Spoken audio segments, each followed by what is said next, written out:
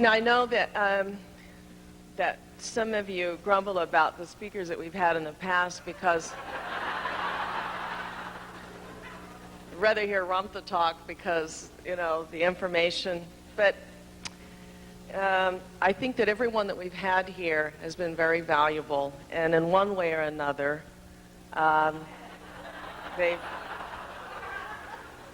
they've helped to reconfirm what we've been taught from a completely outside source, and that's one of the reasons that I invite speakers here.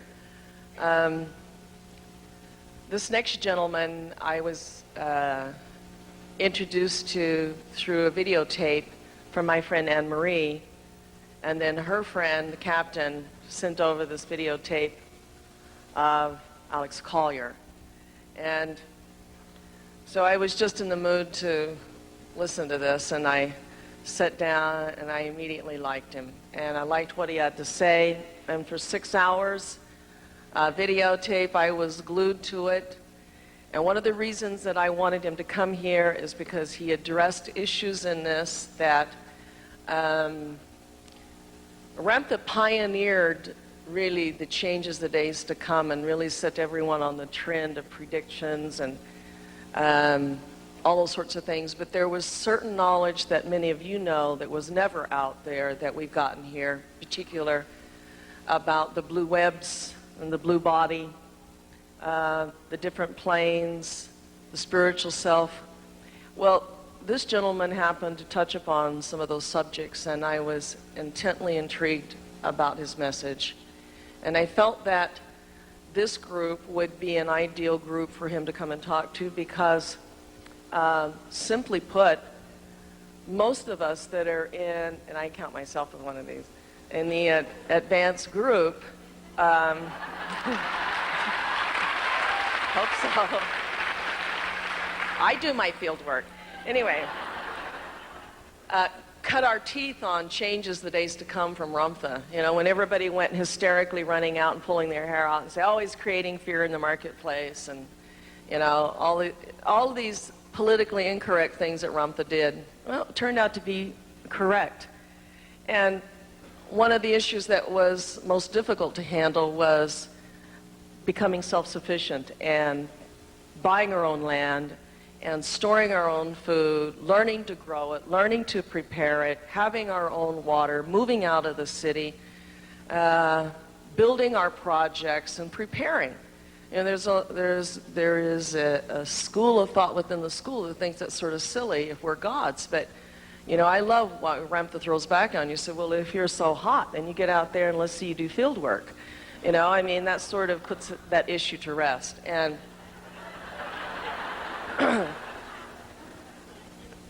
and I'm not so stupid to assume that as much as I know, that I would totally depend upon my knowingness to get my body through, because I'm still on the journey and I'm still developing as well. Well, I know that this group in particular, he has talked about preparation and about the things that are coming and the war and the 12 days of light and all of those things that some of you may be starting to get scared to death now. Mr. Collier has gotten this information from a completely different source. And well, I felt, since Ramtha has not addressed for some time now these issues, because his focus has been on preparing us spiritually and training us to be spiritual beings instead of physical beings, so that spiritually we can take care of our own bodies. That's where Ramtha's whole agenda has been on, to make us preservable for what's about to happen. Mr. Collier's information flows right along with what we've been taught and what most of us have sort of come to accept without fear, without understanding. And I pointed out to him, I said, you know, Ramtha is very wise, and he says, when you're prepared, you don't have any fear. It's when you're unprepared that you have the fear. And you don't know where to go and where to hide and what to eat and how to make it, and everything's turned off, you don't know what to do. Well, preparation is the greatest deterrent for being afraid, and we've had a very great and wonderful teacher who has endeavored to coax us along and give us that sense of self-preparation and sustainment. So Mr. Collier's contacts have been with the Andromedans, and I just love it. They're blue. And he didn't know anything about this group. It was wonderful, and maybe he can give you a little background on that, the group, you know. And so when he asked his contacts, they said, yes, we know who Rump is. We call him the commander. So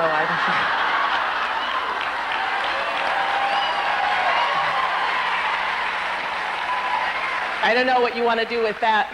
We all know that he has that ability to command.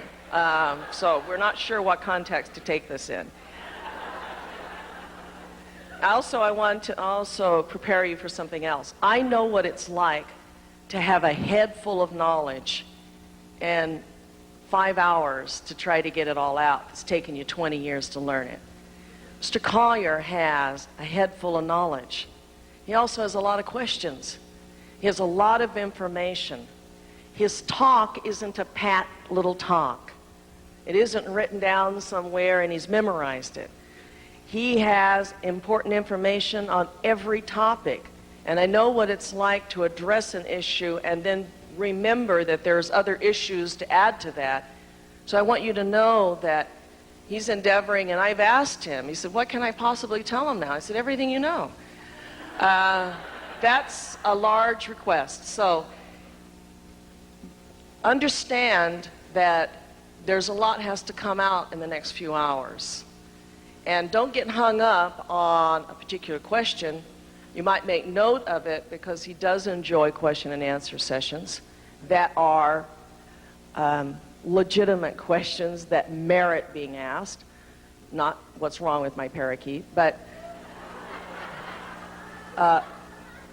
pay close attention. Also, something else you should be aware of, as with the scholars that have come here, and in particular, having a wonderful interaction with the physicists that have been here. You know, I love tangling it up with them. And the only problem we have is that we're thinking the same, but our definitions are different. Our words are different.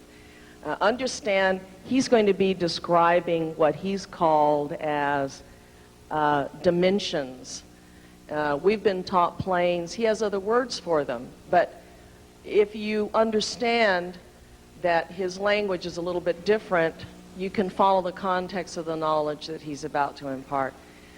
And lastly, I want you to know that he has a tremendous burden, because I know that when I began to wake up and know things that I wasn't happy about, it made me really sad. And what made me worse was that I realized that everybody didn't want to wake up, and nobody wanted to know what I knew, because it was uncomfortable and it threatened our security and our little box. I think Mr. Collier is sort of in that place now. He has a tremendous amount of sadness about how do you tell people what's coming, and knowing what their reception is, and knowing they don't want to hear it, and knowing what our choices are. So he has a burden, and any messenger, and I can tell you, bears that burden, but any messenger worth their salt will live through it, and I think he will. So it's my privilege to present to you the lovely, the beautiful, the esteemed Mr. Alex Collier.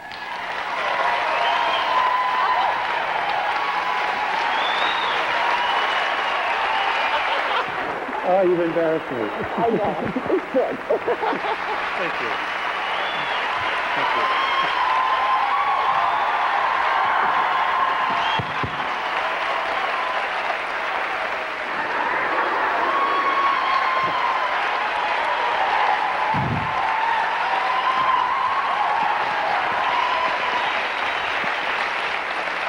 Thank you. Thank you. Maybe we could just do this for 3 hours.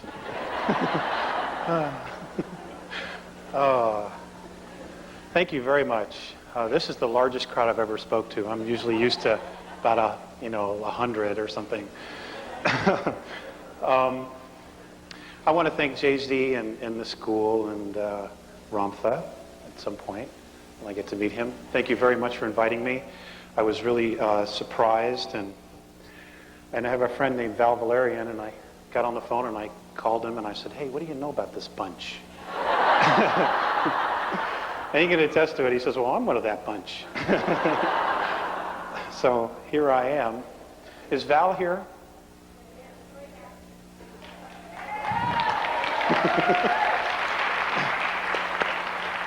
I want to thank Val for putting the information on the Leading Edge webpage. Because of that, it went into Nexus magazine and it's gone all over the world on a grassroots level, and it's just great. He takes a lot of risks to share the truth with people, and let's give him a hand.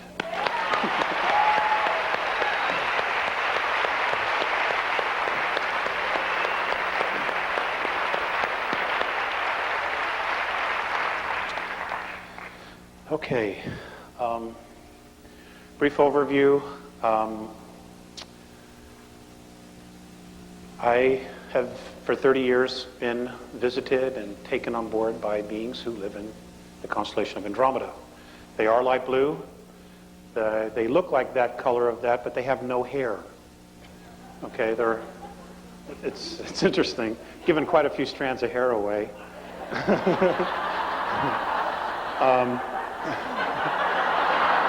Used to be a lot more hair here before the contacts, you see. This is what 10 years will do. Gosh, I hardly know where to start.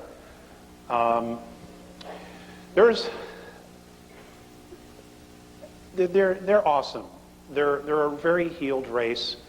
And, you know, after thinking about it, I think the reason they're so healed is because they have absolute mutual respect for everyone. And they've said that that's the only way we're going to have a healed race and planet, is if we have mutual respect for each other. And I realize that there's not a lot of that teaching going on anymore in our world. I've had to look at the character of our race on Earth, because I'm blessed to be able to compare it to something else. And folks, we got a lot of work to do, and we have a very short time in which to do it. A lot of things are really going to start happening around February, March, April of next year. And, you know, I wish I could just tell you it's all love and light, but that's just not reality. We live in a duality here. And there are definitely some people screwing races that are screwing with us. And I understand from talking with Jay-Z for about 2 hours, 2.5 hours. It went by in 5 minutes. So it's true, there is no time. That you're being taught a lot of what to do, self-sufficiency and self-preservation and being totally self-responsible. It is imperative that what you know when you leave here, you go home and you teach. Because this truth isn't out there. And this is one of the sadnesses that I have, is because I have been shown some probable futures. And a lot of people don't make it. 2/3 of the planet don't make it in those probable scenarios. And I truly don't want that to happen. You know, there are a lot of really good, generous people, but they don't know the truth. They have no way of attaining the truth because of where they are on a consciousness level. And you're all teachers. You're all leaders. You were leaders before you came in here. You were teachers before you came in here. But when you go out of here, from what I understand from Val and Judy and Judy Pope and talking to Jay-Z and Greg, that you're going to walk out of here professors, PhDs. So don't be afraid. The word warrior originally meant not being afraid of who you are. Okay, it didn't mean slash them up, cut them up, you know, murder, betray. It didn't mean any of that crap. Okay, it meant not being afraid to be who you are. And you are all true human beings. We are all royalty. And I will get into that. I once asked, I'm going to jump back. The two beings that come to see me and that I have gone with are two Andromedans, a very tall one who's 7.5 feet tall, almost 8 feet. He's 450 pounds, and I mean, he's just like that. I was very self-conscious. You know, it's a male thing.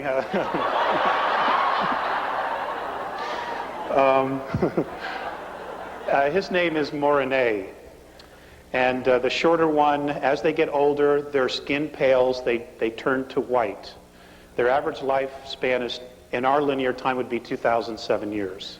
So of course you see a lot of changes in that amount of time. You know, I mean, hanging out here for 60 years is just a weekend, you know. And the other one, his name is Phaseus. And Phaseus, in our linear time, is 4,300 years old. He is considered a sage in his world. And he will be crossing over, in other words, he will be moving out of their physicality soon. And in Andromeda, when somebody makes the crossover, moves out of their physicality, it's a celebration. You know, we're here, unless you're Irish, it's a somber occasion.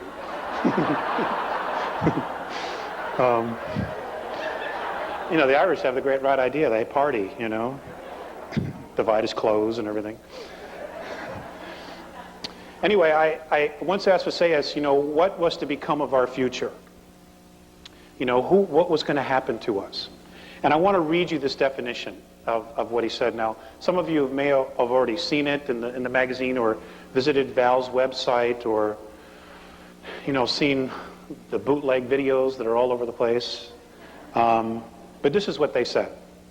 Responsible freedom of self-determination, becoming truly self-confident and free, to unconditionally be responsible for oneself without being coerced to accept some higher authority.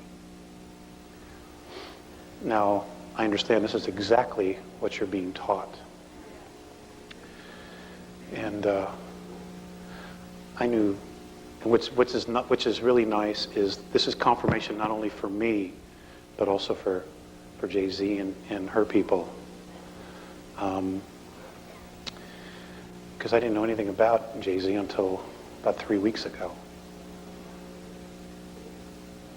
In fact, I've given channelers a bad rap.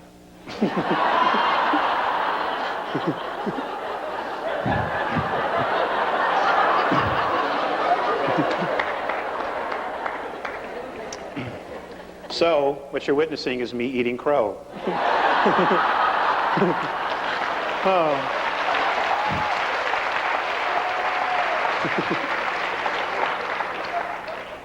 And I don't like to eat crow. That's a male thing too, I think. Oh. Hey, the changes that are coming are really going to affect, from what I've been told by Morne Phaseus, the males the most, because we are the most shut down, not only genetically but spiritually as well. I'm just being general, okay? I'm not meaning all of you. I'm just pretending like the whole world's listening. Looks like the whole world in here.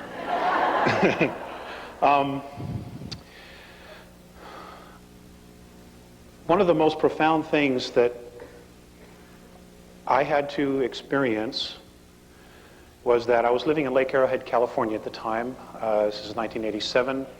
Contacts had resumed for 2 years. And everything I was having a Murphy year. Okay, I don't know. You know Murphy? Shit happens. I was having a Murphy year. And I was just like, sure, I'll check out of here. You know, the first cab that comes by. Anyway, Phaseus had come to see me, and we had some discussions. There was more teaching, and anyway, it was time to come back, and I didn't want to come back. And I would have embarrassed all of you the way I carried on. But I just didn't want to. I was just like, you know, nothing's working here. Let's try something different. And, you know, here I am in another reality already. So they were bringing me back. I was literally forced to come back. And as I'm on the ground and they're leaving, lifting off, Phaseus, I hear Phaseus in my head, because he's telepathic. He's strictly telepathic. He said, Alex, turn around. So I turned around, you know, and I'm just crying. And I'm like, oh, God, you're abandoning me. And And he just looked at me and he said, Alex, the love that you withhold is the pain that you carry, lifetime after lifetime. And folks, there's not a day that goes by I don't remind myself of that or I don't think about that. And it's helped me reevaluate all the decisions that I've made in my life. It's also helped me to take myself apart and look at all the little particles of my personality. You know, what's mine and what isn't mine? What are belief systems that I just think are true, and what is that I've experienced and really is true? And that took a long, long time, and I'm still not done. You know, you're constantly redoing yourself and making yourself over and reevaluating your belief systems. And, you know, our reality here is nothing but belief systems for the most part. And I just, you know, I want to pass that on to you because I've made a lot of decisions, and I'm sure a lot of you have, where your decisions were not based on love, and you literally withheld love for some reason, whatever your reason is. And it's time we grow out of that. We have no choice, okay? Shit's about to hit the fan. And it's really all about love and fear. And fear is withholding love. And I'm going to share with you, I'm going to read you some things in their own words, because they put it far better than I do. Morine has learned to speak English, and there will be a time, probably sometime between now and just after 2003, if everything goes well, where he will literally be walking here with us. And he wanted to learn English. And his English is not so good, but you can't blame him for that. You got to blame me for that. Okay. I did the best I could. What can I tell you? But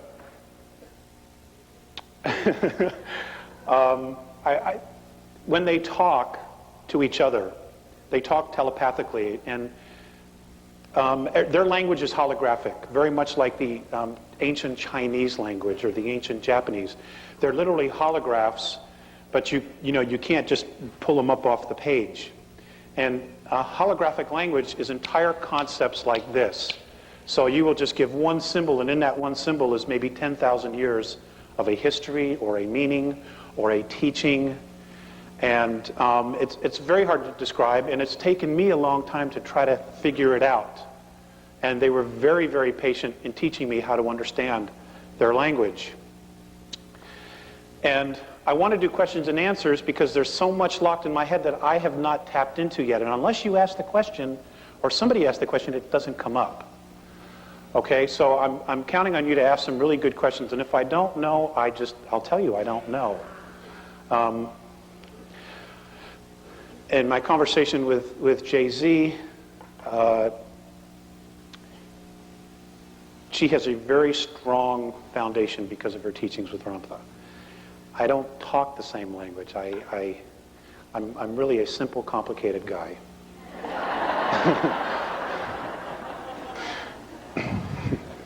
That's mine. Okay. So what I want to do is I'm going to read this. I was given this on 11/3, just a week or so ago, almost 2 weeks.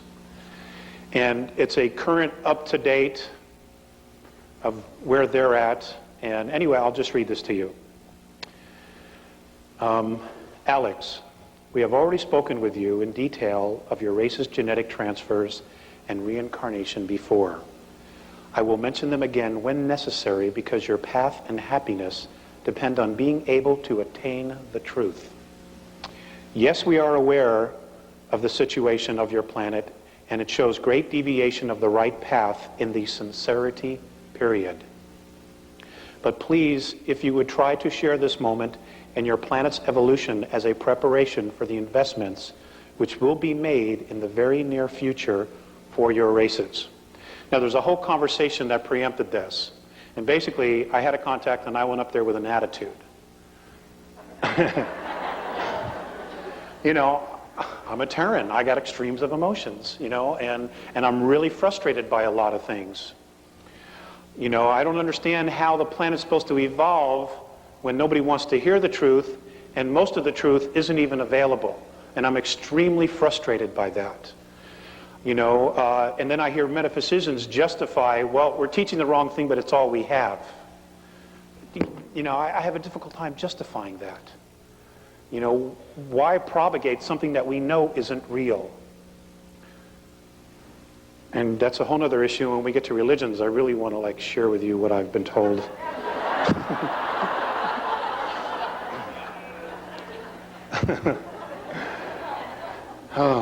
Okay, this continues. Since the removal of conditions by density technology, your evolution is going to a faster pace, I think you say, than before. We have had to raise the frequency of your planet to move change and enlightenment along. Such a broad word you use, this word enlightenment. It was necessary. This also means great tests of tolerance in situations will be needed by your races. The most important of these tolerances will be caused by delusionary discriminations between your peoples. And folks, this is happening all over the planet, and it's such crap. At the present moment, your races are carrying in your DNA genetics the influences of 1,000 centuries. As you count rotations, that's, 1 year. Both the positive and negative aspects. Please understand we are trying to prepare your races for advanced maturity. At present, many transfers occur in your planet from many different cultures and planes. Each member of the races on and in your planet will naturally exhibit their own mentality. They do and will contradict your habitual cultures. They're very specific about the words they use. In fact, I don't even know how they got some of this, because I didn't even know some of these phrases. They just pull it right out of my head, and I don't even know it's there. Please do not forget that we have told you about mental conflicts, that they cause each to go through tests of maturity. We determine your mentalities through the impulse signals we receive from your race's chains of thoughts. Now the selection of man or woman and the situations they transcend are much more difficult, because their preparation of the future is in accordance with their level of consciousness. Alex, you cannot help all your races. Each member of your races will feel their essence in the balancing of positive and negative as they have done, and it will be weighed in their own consciousness. Those who prepare and invest will be prepared for the evolution to another density. The continuance of your planet, the continents of your planet is changing very quickly. Please don't confuse our compassion for your races with a love for your planet. Please understand that they are separate with our race. We are neither pleased with your world's riches nor dismayed by its poverty. We came to here to assist in the period of sincerity, the clarifying of the original intent in all of us in this Vadya. The Vadya is a tone that they use, and that particular tone means holograph. They've always referred to all of this as a holograph. Because of lineage to your races, we have returned to you. Your world is a place of veiled consciousness. In order to be embodied in physicalness, all frequencies should be assembled in a whole intent.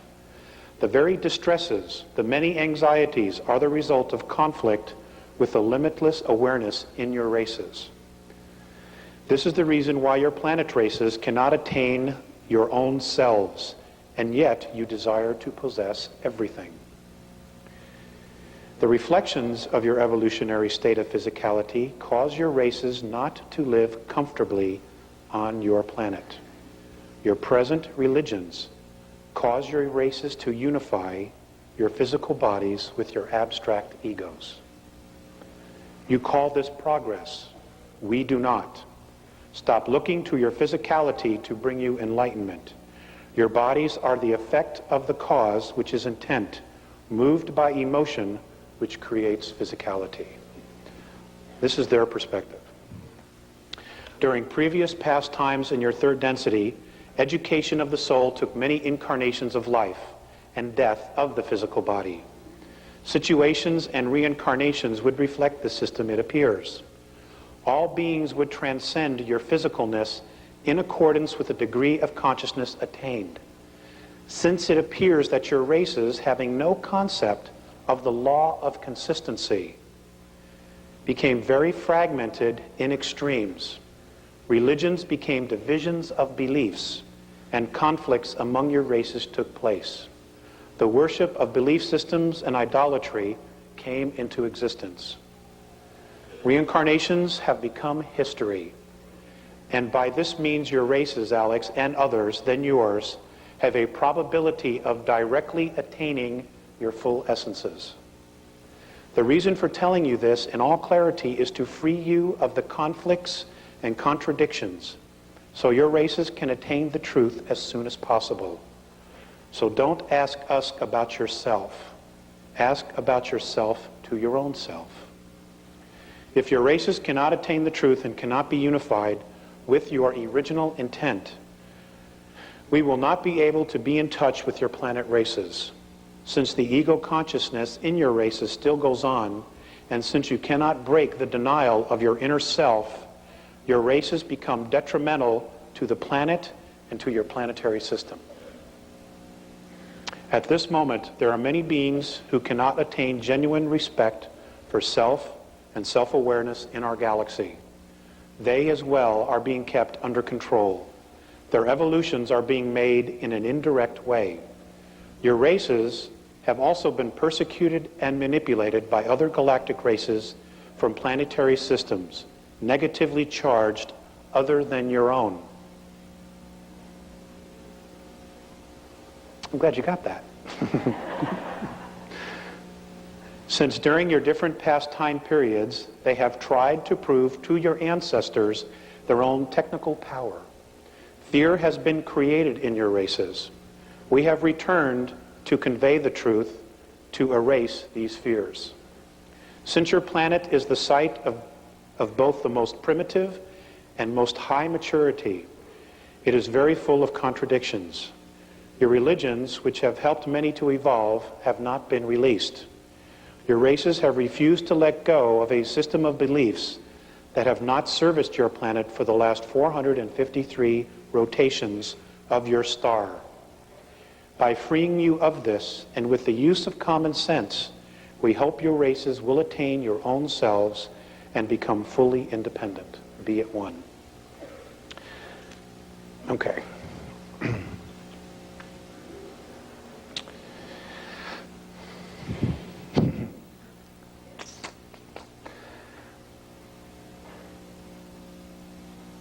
In their perspective, and you know, that's what it is. It's obvious that there's just not one truth, there's many truths. The one truth is that we all exist, that we know, okay? That we all have an essence that is undefinable, that is truly eternal. They say that third density, somewhere around the beginning of December, the year, well, we know linear year of 2013, will implode. It will implode.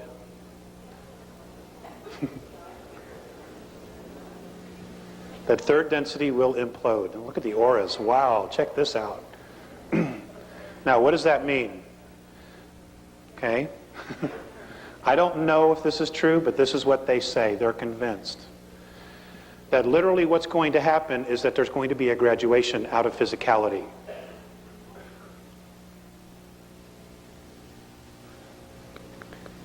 It means a lot of us are going home, and it means that a lot of others are starting all over, if this is what's going to happen. Okay? A lot of this has to do with our genetics. According to the Andromedans, our physicality is the sum total of 22 different races that have come down here, spent the weekend, messed with us, and then took off and went home.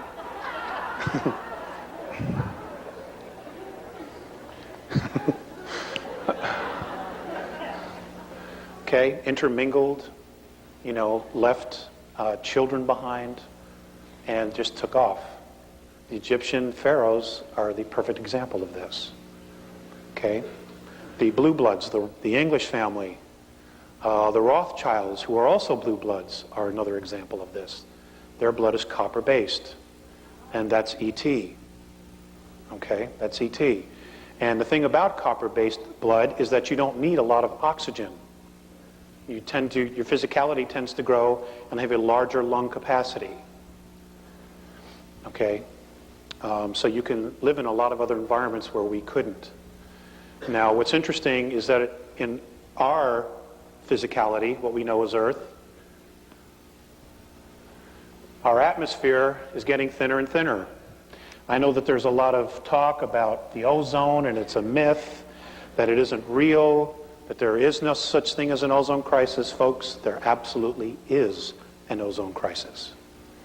Okay? We are destroying what I say we, all of us, are partly responsible for this. We are destroying our environment. According to the Andromedans, 3,500 years ago, the oxygen content was between 34 and 38%. They say today that it is literally less than 17%. Now, those of you who have studied biology, what happens to the physical body when the gas, which is oxygen, goes below 15%? I'm sorry? Somebody said you die? Yeah, that's right. Okay. Now, why is this happening? Because a group of beings who are Terrans, who are Earth beings, have been made a promise by a group of extraterrestrials that have Orion belief systems that if they will get rid of some of the races on the planet, that the extraterrestrials will use their technology and restore the Earth to its original state. Okay? Some of that genocide was to be done by viruses. And as most of you know, the AIDS virus was created. And there are others that are coming, anthrax and the bubonic plague. All of these things are coming back new and improved, I'm afraid to say, because there's some really, truly crazy people that are in positions of power on our planet. Many of them go back and forth from our planet to the moon. Now, you don't have to buy any of this, and that's okay, But I can tell you this, in the next 10 years, you will absolutely know for a fact. Richard Hoagland will be vindicated. He truly will. Okay?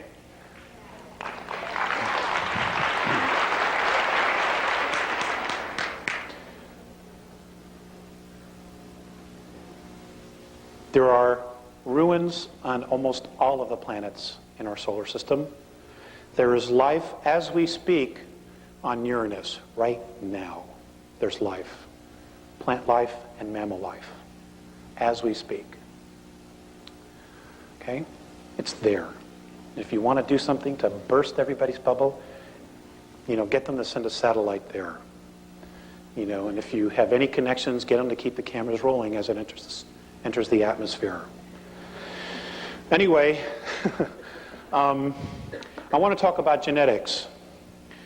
I'm going to read to you something that was given to me on 8/6 of 96. Actually, it was given to me a little bit sooner than that, and it took me quite a while to get it to Val.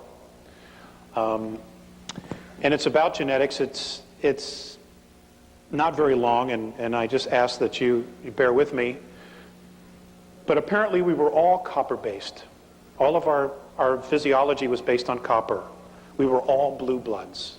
Okay? We were all royalty. In fact, we still are. It's just that our physiology is not working the same. And the reason it isn't is apparently because of a nuclear war that occurred here. One of the nuclear wars that occurred here. Now, why Earth? Well, number one, it's a really beautiful place. Okay? It's not the only planet that has water. And when you listen to the scientists talking about, the different moons that have water on them, you got to ask yourself this: where did the water come from? If you have a moon that has no atmosphere, how did the water get there? Because it wasn't always there. It wasn't always like that. It had atmosphere. They were moved. Even Earth was moved from its rotation twice. And there's a possibility, if it's able to happen, and I talked with Jay-Z, that they want to do it again. The flood of Noah, okay, was a moving of the planet from its original orbit. That's what caused it. Okay, we're talking about huge motherships that just hook a little chain to the planet and just move it. Okay, they have this technology, but that's what it is. It's technology. Okay, apparently we can do these things with our own minds if we're disciplined enough and we're clearly focused on our intent. And with talking with Jay-Z, that is exactly what Ramtha apparently has been teaching you. Okay, to remember who we originally were before we fell into time and fell into physicality. So I will read this. In your linear time of third density measurement of 439,231 rotations ago, war on a grave scale occurred in your solar system. This aggression occurred against those on your worlds that included not only you Terrans, but also those of Nibiru. This invasion of your system by Orion was led by a queen named Suti. This war was destructive on many levels and frequencies of physicality. We will focus tonight on your Terran physical form. It matters little to those who hear you, Alex, who do not listen. Please share this regardless of any emotional return to you in challenge. When your science truly removes their bigotry, they will discover of the wisdom of it.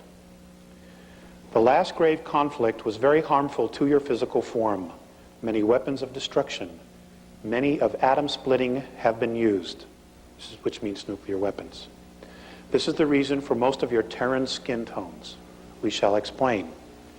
Orion was and is most interested in the females of your race because of the procreation, reproductive, and genetic strengths. We want to share the fact that much of your Terran history has been misleading in its truth by those who eventually conquered in control of your solar system. Nibiru won, but only a short battle, before they and other outposts were forced to leave your solar system because of genetic damage. Your original races were green-skinned. This we know because of large copper traces in your Terran 22 blood types. Also, the pituitary and thyroid were fully functional. The genetic damage to these organs was caused by radioactivity in air and all things of contact. The air was like this for a long time. It caused the genetic memory of these organs to be closed and almost atrophied. Your world experienced drastic changes in climate and massive magnetic fluctuations. Your different skin tones, races, are a result of an edema damage to your blood. It was then necessary for survival to create self-sufficient and contained environmental habitats, both above and below the earth. Now, folks, this is what the Garden of Eden was. It was an artificially created environmental habitat. Okay, it's like like what Richard Hoagland's been talking about. You take a dome city, you build this dome, and then you terraform it underneath it. It's exactly what these were. Let's see, where was I? Much of the fossilization of your Terran remnants is caused by this radiation of your planet. Your system contained 3 suns at the time. Only 2 remain.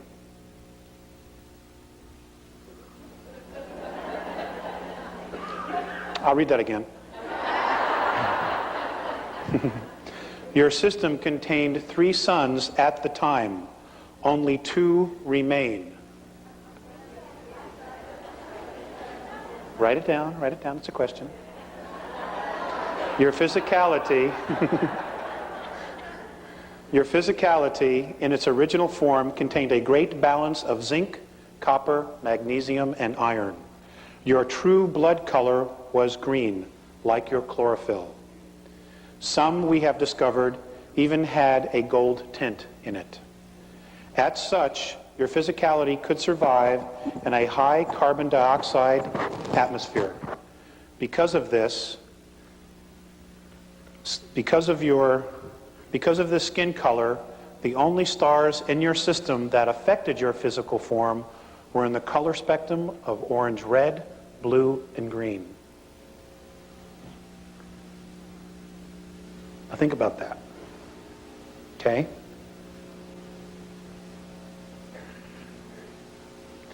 If you picture in your mind everything's a holograph, okay, which is a group of frequencies.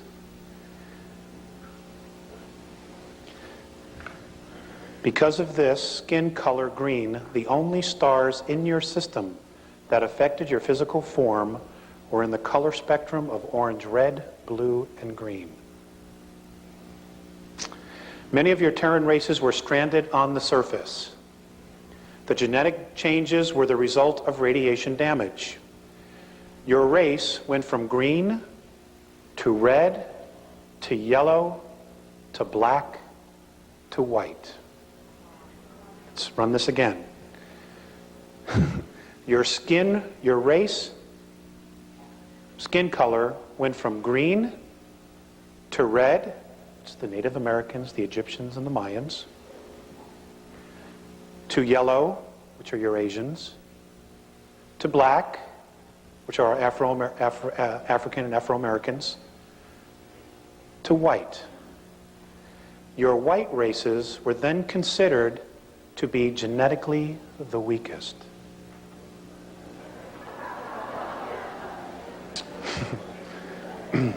Puts a whole new light on prejudices, doesn't it?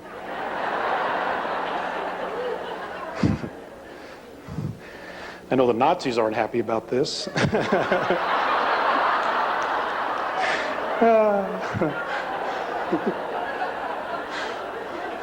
It's just as well I don't like them anyway.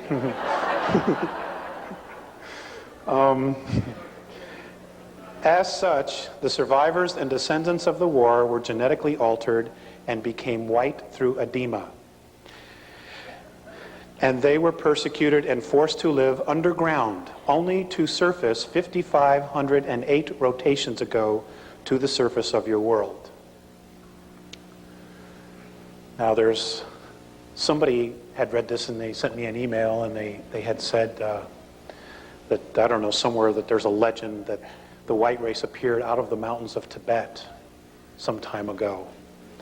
And I don't know if that's true or not, but I'll ask the Living Encyclopedia Val, he knows. Let's see. The copper bloodline is now a small race on your planet, but it is strongest genetically. Your native Red Nation race is very strong and easiest to discover and understand. And folks, this might explain why there are so many abductions of the Native Americans on the reservations, and why even today they're still being persecuted.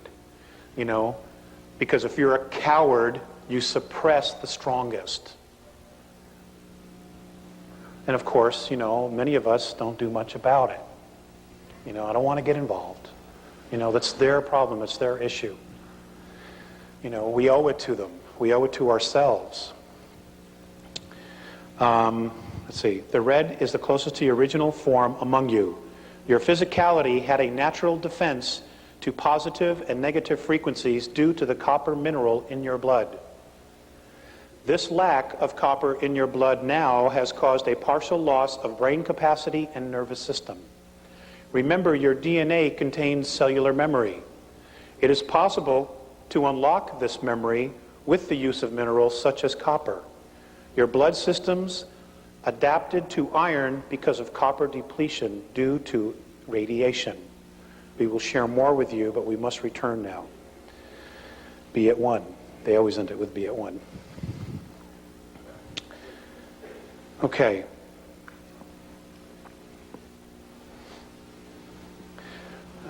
Just keep going. Are there any questions? I don't want to bore you. Thank you, thank you.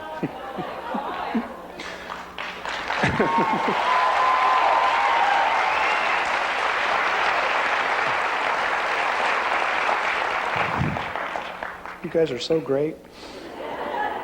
I'd take you all home, but I can't feed you.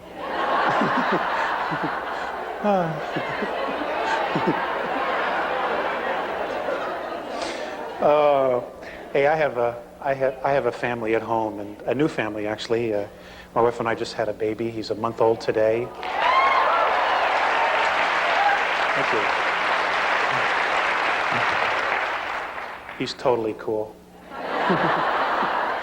He's taught me 3 things already: patience, tolerance, and insomnia. He doesn't like to sleep. I don't know. Most kids are, I was told, do, and he likes to be up every hour and a half. My poor wife, she went from needing 9 hours of sleep a night. She's only getting 90 minutes. I don't know how she does it. You mothers must know. Wow, what a club, huh? It's an elite club, I'll tell you. When I saw the baby come out, I was like, God, I'm so glad I'm a man.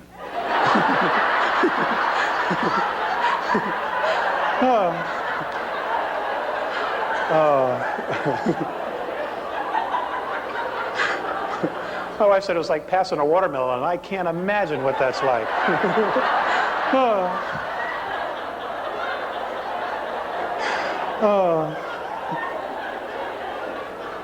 Nor do I want to know.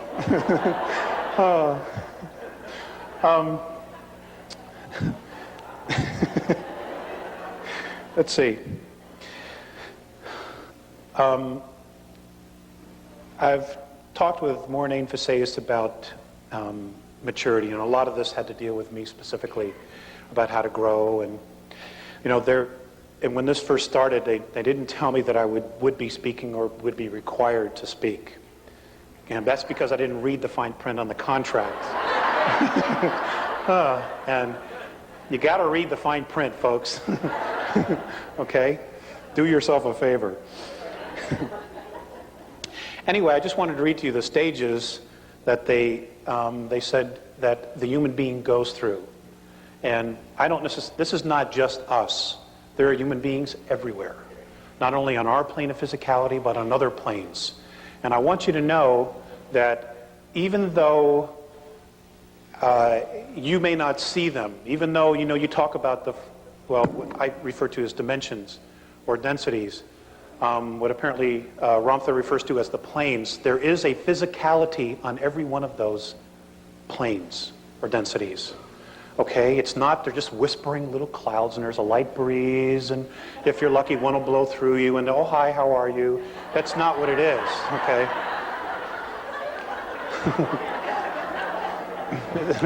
It's a lot more complicated than that. So these were the stages that a true human being goes through during its evolution. The first is the wandering, where we come from, why, our purpose, and gathering our tools. The second is an initiation, preparing our own path, each one different, purifying, and hopefully centering. The next is honoring, understanding the source of our creation. That's a biggie. Recognizing the sacred in oneself. And I guess that's exactly what you're being taught here at the school, is how to recognize your sacredness. Stating intention, realizing and acknowledging one's true purpose to create self. Surrender, big issue with me. Well, we have this concept of surrender as you just let like anything happen to you, and it's not really true. Letting go of control to allow vulnerability. To learn what is already known. I forgot. Embrace our own darkness, walking into the unknown parts of self, being and becoming the void.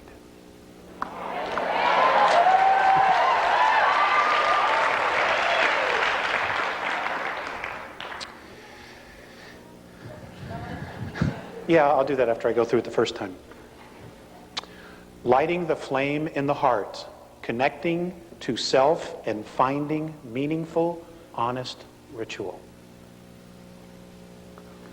Transformation, climbing the ladder of self-responsibility to hold a vision of being oneness, being the vision that alters all perception. Becoming human, empathy and compassion toward all, being in truly responsible relationships. And folks, I've learned, for me, that that's the secret of life, is relationships, because they all mirror back a part of us, part of me, all the relationships I have. Walking the path, integrating all of life's experiences, being a teacher by being. Service, discarding the illusion of separateness, total approach to life in humility and joy. And the last, the worship of the isness is the creation of self. The isness is their concept of creator, creation, what we refer to as God. I don't like to use the connotation God much anymore, because, our perception of it here, is based on biblical teachings. And those beings, the God in the Old Testament and the God in the New Testament, are extraterrestrials.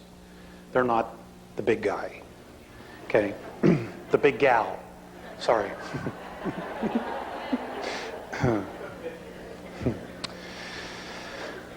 Okay. Are there any questions now? Okay.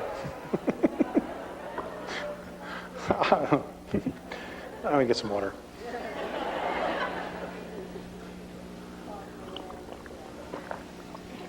Okay. Fear is a big issue, at least not in this room, but outside this room it is.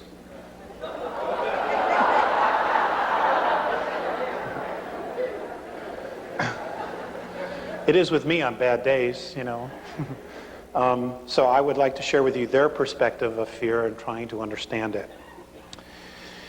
In your time and space at present is a great challenge to you all. That would be the expression of fear. For any of you to be in fear is to lack clear understanding of most situations. We have observed that your world is at a most confused point in your history and evolvement. We understand your remarkable drive and commitment to be alive, survival. We, however, are not understanding of your need to create tools of death, expecting they will keep all in a space of understanding and peace.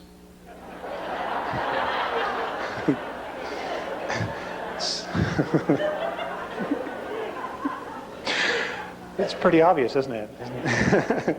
We have observed that you build, create, and plan in a space of fear, not in the consciousness of love. So your defensive position of institutions that create and employ are always then in a state of unraveling and disintegration. We share this with you because they drain you and your earth of energy, both the spiritual and materially physical. Fear always has to feed. Fear does not create itself. It has to feed. The fear we observe is difficult for us to understand. These are the Andromedans. It depletes you of your focus on the original intent. Now, they've referred to this a lot, and they've never come right out and said what the original intent was, but I suspect it's that definition I read you in the very beginning, that was our original intent. It is elusive. It's a very secretive energy. Fear withholds love. This is most saddening to see and feel. How can we share understanding and love when so many of you are withholding from self and each other? You guys need some viral defense or something? Okay, please try to feel the words. We as a race are trying to express to your race. One of your original intentions in creating your physical reality is the idea of creating and learning to manipulate and express yourselves through physicality, using your consciousness. Okay, it is your consciousness that is the gift of the isness that the isness has given you, and in fact, all things that bear spirit. It is the gift that has been clouded, and most importantly, clouded by fear. This creation of fear is completely irrational to whom you all are. Fear, as we ourselves at one time as Lyran ancestors, sought to defend and legitimize withholding of love. We have come to understand that withholding love only creates perpetual disintegration. We have discovered in our home galaxy the ruins of vast races having achieved recognition that have ceased to exist.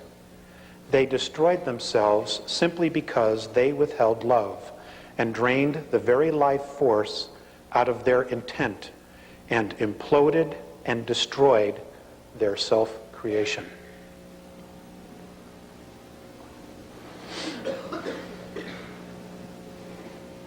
Fear is the opposing projection to original intent. The first projection of fear is denial.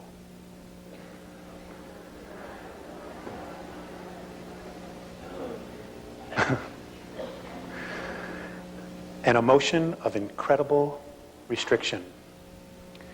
And as a restriction, denial and fear will result in the complete opposite reality as that which it claims to be. Fear is based, in our perspective, on a misunderstanding of one's own worth and security.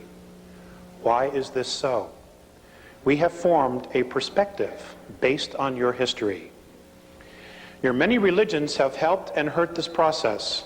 Some of your world beliefs have many convinced they are sinful creatures of nature. Now, I just want to add something here. In one of my conversations with Mornay, the word sin came up, and I brought it up. I was born and raised a Catholic, so I was fully indoctrinated. And he told me that the word sin is a word that is pre-Sumerian, and the word sin originally meant genetic defect.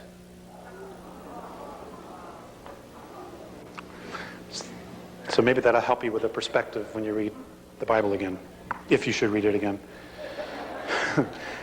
Some of your world beliefs have many convinced they are sinful creatures of nature. Your sciences teach that your physical form is a pool of chemicals thrown together by accident, so that you are all an accident. Living meaningless lives of chance.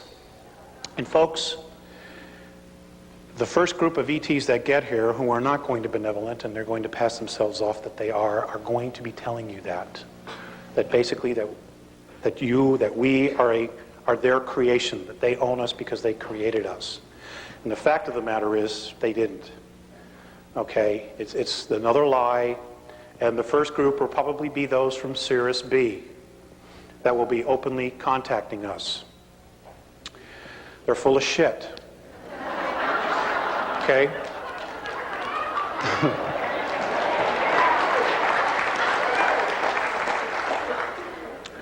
You know, the game continues, and a lot of people are going to fall for it because the earth will be going through changes, and they'll come down and we'll save you, and, you know, this is the way, and so on and so forth. And, you know, basically what they're going to do is they're going to use our free will against ourselves. Because that's what you have. That's all you have, is your free will. It's the only true sovereignty you have in this menagerie of a holograph which we call existence. Okay, you are because you wanted to be. It's that simple. And if you don't want to be, then you can change that too. But it's your decision. Okay, it continues. I'm sorry. You fear a God whom a book says is a loving, forgiving God, who will eternally throw you into an abyss for making mistakes. It creates serious dysfunction, don't you think? Which way do I go? And you do nothing, you know? It is in our perspective where this fear of unworthiness and insecurity is created from. Many in your world, Alex, have come to understand that fear, the idea of fear, is their enemy. And all of you struggle between understanding and fear and reason and fear. Please, we ask you to share this with your race. This struggle is in no way predetermined. And our perception is that this struggle will lead your world to peace and self-responsibility, or your extinction as a race. This would grieve us. It's time to return you now. And I was given that on 2/9/91.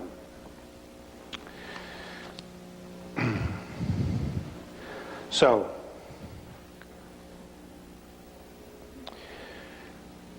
in dealing with the reflections that Morine and Phaseus have given me about our race, it's been difficult to want to come back, especially when I've seen how they treat each other. The very first time I was taken on board an Andromedan mothership, I have actually spent 3 months with them. I lived with them for 3 months in 1986. But but in our linear time, I was only gone 18 minutes. Time travel is a great thing. You know, I was home to make car payments and everything else.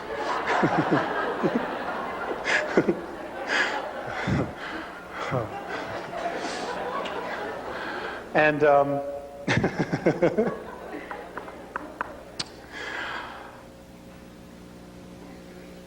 I forgot where I was going with that.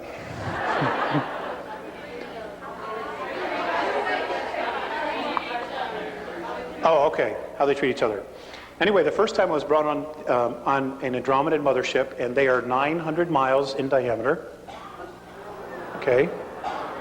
They are completely self-contained worlds. Everything they need is there. I had to wear a belt so that it would keep my physicality together, so that I could spend this time with them. With the very first time I walked on, and in the middle of, they're made up of different levels. The craft I was on had 24 different levels. And in the middle of these craft, there is a 21 mile by 21 mile park with trees and everything. Okay? And they use extensive technology and holographs.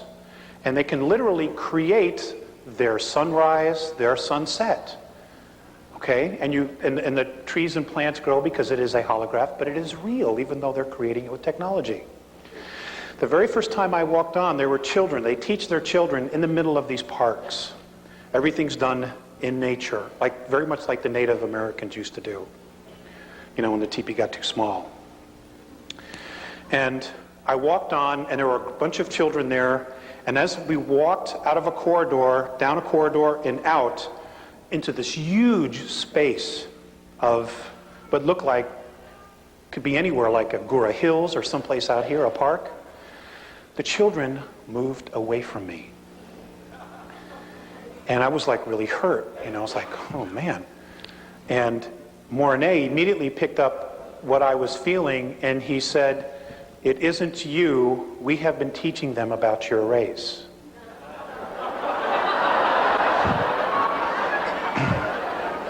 It's really not all that funny. Okay, they were afraid of us.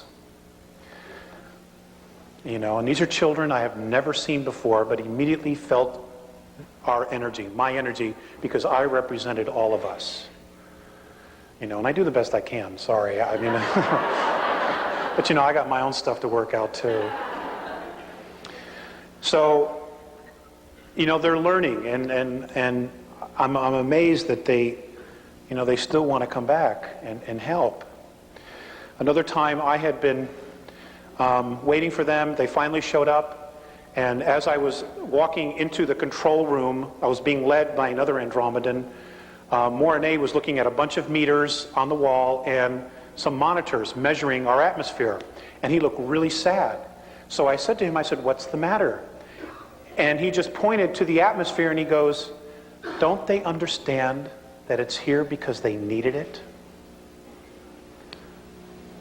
They don't understand our suicidal tendencies. They don't. I guess they have the perspective that we should really know better. I don't know where they got that. So, I mean, that's just one of them, you know. Another time, Visayas was watching television on the ship. They were picking up television. And I told them that's not a good idea. Even on Earth, that's not a good idea. And he had been watching a news broadcast about a shooting in Chicago. That's what it was, where a cop shot a man, a black man, and then rushed over and tried to save his life. He had a hard time understanding why the policeman would try to take the life and then try to save it. He didn't understand the contradiction, and I don't know that they've still clearly dealt with that. You know, our reality that we know, that we accept as reality, is extremely foreign to a lot of other different races. They simply don't understand it, and there's like no way we could really truly rationalize it to them when they truly come from a space of unconditional love or mutual respect. And I have not done a good job in explaining it to them, because when I really stopped to think about it, it didn't make any sense to me at all either. So as Val would say, it's time for a new paradigm. And I guess that's what Ramtha is doing, teaching all of you and those before you and those to come after you. I've given a lot of thought to our race and the character issues, and I just want to share with you some of my thoughts on the human race and about people. A lot of this comes from my own experience dealing with us. A human being whose heart shows no passion is a person who doesn't have a life. A human being who doesn't give from his heart or her heart is a person who will lie to you. I've had to learn that the hard way. A human being whose heart is committed to nothing is a person who will not try, who will only take. A human being who is not willing to risk or take chances for love is a person who is absolutely empty inside. They're already dead. They're just sucking up air. I've come to this conclusion because of my relationship with Mornay and Visayas. I absolutely love these two beings. They are my fathers, my brothers, my friends. And, you know, in some respect, even my sons, because I've had the opportunity to teach them. You know, I mean, even English, it was like, you know, I felt like I was a really big deal, you know.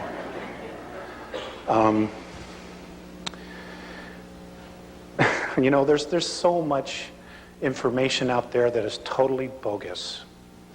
I went to the Star Visions conference. I'll probably get into trouble because this is beyond video, but I'm not going to do any more anyway.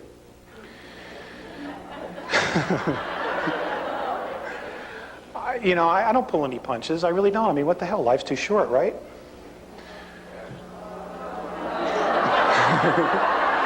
Okay. This incarnation. Okay, we have a difference of opinion. Hey, I've been hanging out with those guys, and, they live thousands of years. I wouldn't mind that. Yeah. But I don't want to live 1,000 years here. Not the way it is.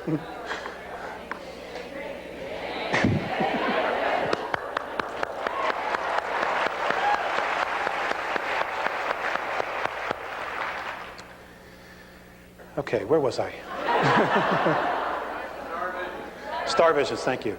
See, it's the insomnia, little munchkins around 3:30. Somebody wrote in a card we got, up around midnight, when you hear that mournful cry, just remember at 3 a.m. you can give it another try. And it's so true. The star visions, there was a guy there who had some pictures of some craft, and he said that he has been in contact with Syrians. And he mentioned Cirrus B. And then he went on to make a speech, and Jesus Christ is a starship commander. He lives on Earth underground in a place called Valley of the Echoes, and that they're coming back and there will be a war, and those who are not in favor of Jesus will be destroyed. And they gave this guy a standing ovation. I'm not kidding. They gave this guy a standing ovation. And it was really sad because these people don't have a clue. They don't want to take responsibility. They can totally thwart this war. We don't have to do anything really about this as long as we started working and learning to live with each other, granting mutual respect, having natural tolerance for our race. And I know it's not easy because of all the conditioning. But folks, I need your help. I desperately need your help. We don't need to create the book of Revelations, and that's exactly what we're doing. And there are beings out there that have technology that are more than happy to help us play this thing out, because we are a threat to them. And the reason we're a threat is not only who you are spiritually, which I will get into, but it's also because of our genetics. Okay? Our physicality was the Terran physicality, which is what we're known as, was melded between human extraterrestrial and the primate race, as this is what I've been taught. And it is that melding of those two races which gave us our incredible extremes of emotion, which is why we can hold so much creative energy inside of us. This is why they're concerned, and this is why the Andromedans are in awe of our creative energy. Because here they have to use technology to create some of their physicality. We don't. They're amazed that when you leave your house, okay? When you leave your house, everything is still there when you come back. It doesn't disintegrate.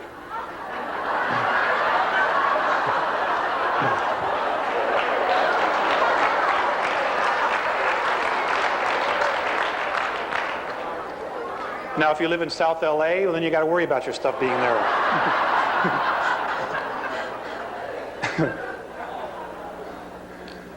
They're amazed at that, of the intent and the energy that it creates to create every one of those little tchotchkes that you have on your shelf.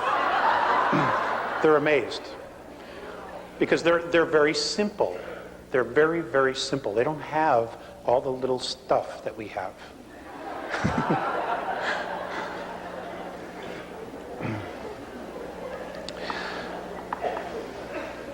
According to the Andromedans, what they have been able to discover, and apparently other races also have discovered this, is that they say that in what we know is our universe, which is a holograph, that there are 11 layers. I'll just deal with this. 11 densities, and now apparently there is a 12th. This is their perspective, okay? And they say that we fell into time, into physicality. They say, the Andromedans say, that many of the other extraterrestrial races are fascinated by what it is we know that we have locked up inside of us. Because we have already evolved to that level and then have come back to start all over again. They don't have access to this, what they think we know, what apparently is locked up inside of us. Not only that, but apparently we specifically chose this physicality because of the vibration that we held, because of the primate and human, because the physicality was able to hold such an extreme of emotions that we chose this physicality. And when you couple that with the idea that this physicality is also made up of 22 races, one of which includes the Andromedan race, they say we're royalty. They say that every single one of you is royalty on this planet. That you are royalty. And that many of the other extraterrestrial races, particularly the benevolent ones, acknowledge this because of the fact that we are spirit and we have these genetics inside of us. The dark ones, which include the gray men and others, they see us as beasts because of the primate. How can we allow this to surpass us? And this is why the constant genetic and mental manipulation. And in talking with Jay-Z, like she was saying earlier, we talk different ways, but we're really, in many respects, saying the same thing. They're concerned that once we move out of our prison of third density, that we will radically change everything.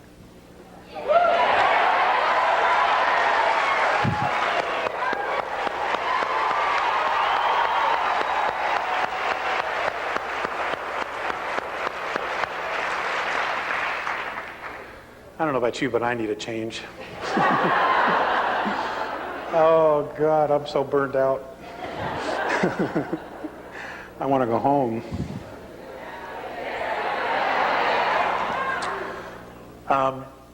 The Andromedans told me that the reason that I am one of 4 contactees, apparently there will be more added in the very near future, and I hope that some of that has to do with my griping.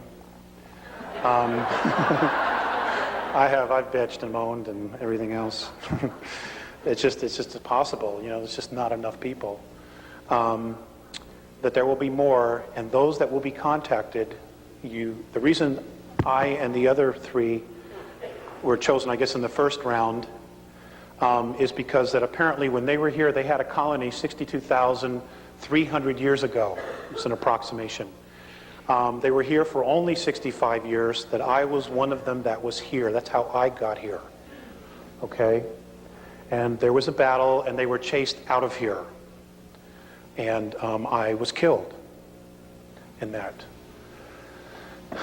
So, when I write this number on the board, 62,000, that's a large number to me, and I know it's linear time, and I know it feels like it was just yesterday, but I know that I'm from another place, and all of you are. Your souls were not born and hatched here. I can tell you that. We've all come from someplace else. They say that our universe, what we know is our universe, if we were to put it in our linear time, is a 21 trillion year old holograph. They also say that there are 100 trillion galaxies total in this, which we call our universe. That's including the other dimensions. 100 trillion. And some people still don't think there's life out there. I don't know what to do with folks like that, I have some really good friends that I work with that are, very, very good people. They're very awesome people, full of integrity. but they are convinced that there's going to be a rapture, and they don't have to do anything but just wait. And God, that pisses me off. I mean, there's so much work to do, and you're just going to sit on your butt and wait? Suppose he changes his mind, I said to one guy. He goes, oh, he couldn't do that. I said, is he God? Well, yeah. Well, then he could, you know?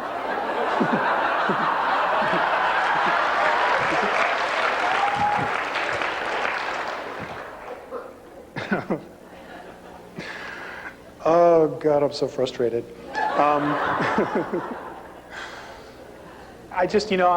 I feel the pressure of things starting to get tighter and smaller. And it's really great to see this. I was very disillusioned last weekend, and I had basically told my wife, Carla, I said, that's it. I'm fed up. I've had it. You know, I even thought about not coming because I was just so burned out. Well, you know, folks, it isn't easy walking these two worlds. You know, right?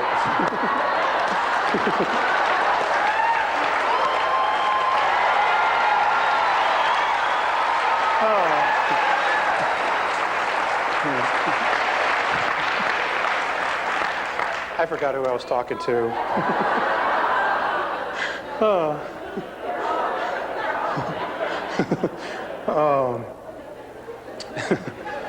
And there are times that when I go out for walks at night and I try to call them down, and they don't always come. And I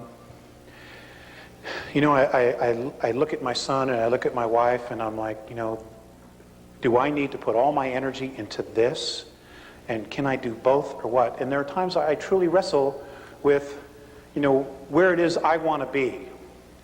Because the two realities are so extreme. When I go up with them, I am so free, I can't even put it into words. And when I come back here, it's just like, there's the phone bill, the electric bill, the gas bill, the car payments, the insurance, baby diapers, formula, goat's milk, all these little things, And I say to myself, God, they really got the right idea. They keep it real simple. And all their energy goes into creating themselves. They're not distracted by all this other stuff. And I wrestle with that a lot. And I haven't come to a conclusion yet. I'll keep you posted. Okay, I want to read you something else that was from Phaseus. This was given on 6/5 of 96. The most necessary action now for all of you who are aware is to do what you are capable of to illuminate your degenerated societies. Consciousness is your scale. It always provides balance, which does not fail. It speaks to those and tells them what to do and what not to do, to one or all beings who choose to be evolved. The administrators of your governments are responsible for professional order, not your moral codes of order. The key to your happiness, Terrans, is in the hands of your own consciousness. We have perceived that you Terrans have arranged your lives not according to yourselves, but according to others. Your disappointments are due to this fact. This kind of conduct of yours is what is limiting your races. Each one of you is a free soul, a free consciousness. No one is the servant or slave of anyone else, though the hidden ones would trick you to believe otherwise. Mutual respect is imperative for a healed planetary race. Help is being extended to you if you so want it, because of our genetic lineage to your races. We would like to be with you during your difficult times, and we are right on the edge of that. Today, you are a planet and a race that destroys itself in ignorance. Your goal is to uncover the genuine human beings lost deep within yourselves. Always be at one with yourself. And then he went on at another point and said, we have been in communication with many races in discussions regarding militant decision-making. We all agree that conflict in the end serves one purpose, to create fear. And this, we know, removes the original intent from creation. We are hopeful that sincerity will gain a momentum. Just because they have these really fancy ships and, all this other stuff, it doesn't mean that they're great guys to go have a beer with. Okay?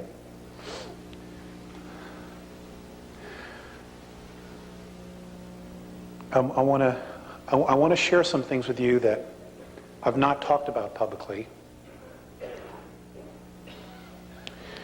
And there are things that are going on, there are abuses of the past that I want to share with you what Mornay and Faseas have told me. For example, one of the biggest questions we've always had in America is what happened to John Kennedy? Okay? I know that really bothered me, and I can remember sitting home watching the funeral on television. And to this day, it is like it was yesterday. Okay? I mean, he was no saint, but still. He was better than a lot of them. According to the Andromedans, God, do I want this on tape? Oh.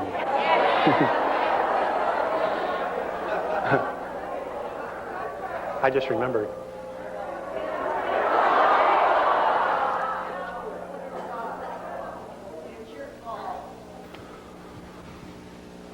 Some of the missing children have not only been taken by the Greys, by Orion, but also the Pleiadians. Now, apparently in the star, in the systems near Aldebaran, there are human Terran colonies that the Pleiadians have taken children from here.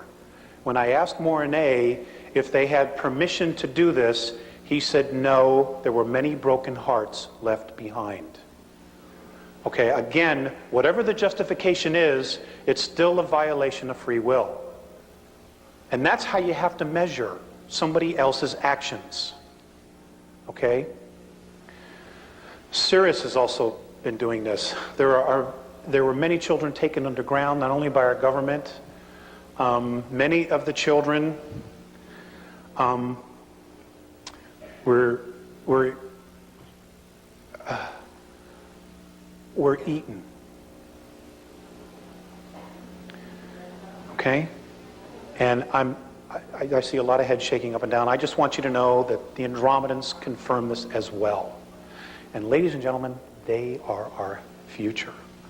Whatever it's going to be, they are our future. And you've got to protect your families. Okay, the family is the target. Because that will pull the rug right out from underneath our society in a heartbeat. Because a lot of people find their strength, even if they're cowards, they find their strength in their families. When that doesn't exist, then we got big time problems. Children are leaving this planet at least 100,000 a year. And you're not hearing about it. It's from all over the world. They're just being taken out of here. And the ETs some of the ETs feel like they have a right to do it. And basically, it's a deal that was cut with our world governments. Okay? I wanted to share that with you because it might help you when things totally start to unravel. And for those of you who are Americans, you are about to witness the great implosion of the United States government starting this year, starting after April. It's just going to start to unravel next year. Okay? The lies are going to start to come out. The truths are going to start to come out. And you're going to be blown away at how corrupt your government is. Okay, again, I forgot who I was talking to. You got to understand, I don't talk to an educated crowd like this, this is really a treat for me.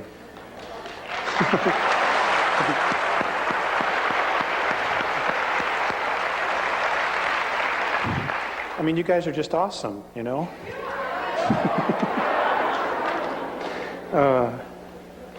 let's see.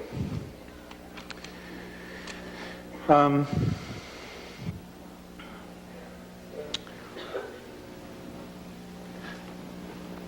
going to show you some Andromedan holographic language.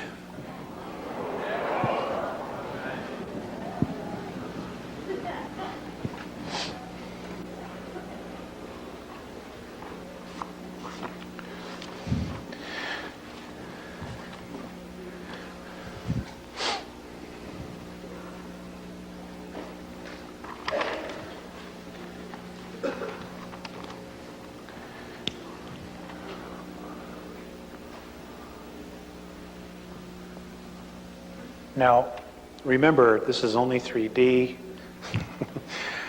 If you can in your minds, use your holographic technology that you're being taught and pull it off the board and be able to move all the way around it.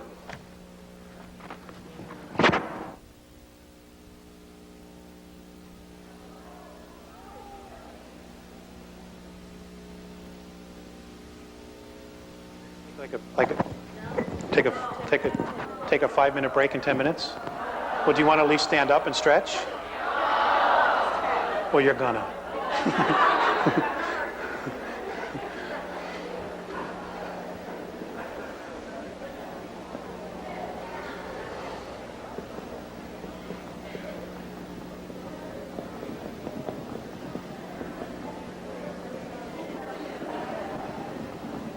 Okay. I'm not an expert on how holographs work, but in this holograph, if you could see it physically, all the way around, contains information. This symbol, when given holographically to another race, totally tells them everything about the Andromedan race. And apparently we are supposed to do that, be able to do that, and apparently we already do, but we don't really understand how it works. Okay.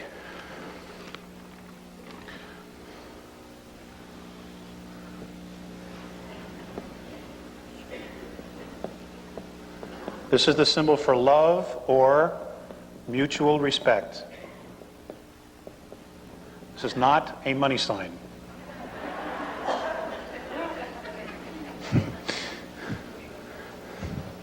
Again, it's holographic. When they say this, if they were to project it inside of you, and our consciousness and our both our hemispheres would totally understand it, in this one symbol would be their entire concept and everything they know about mutual respect. See, it's simple, It doesn't take 200 pages to explain love. It's just, there it is.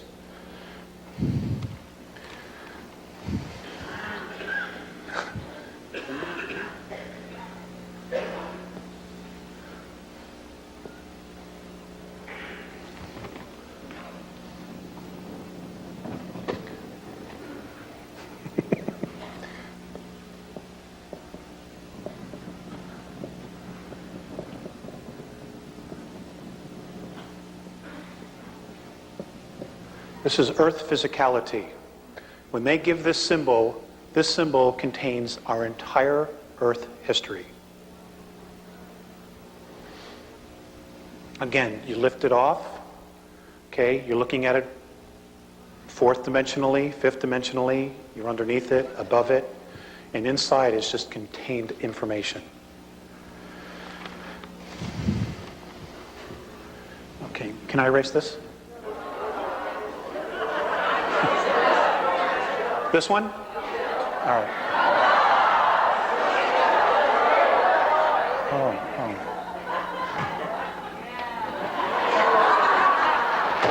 Thank you. This is very cool.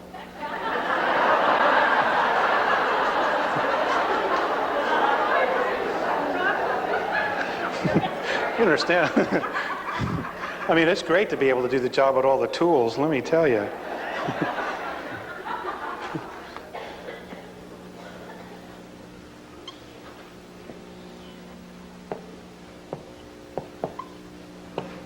That's a symbol for war. or confrontation. Oh, God, the water's really good here.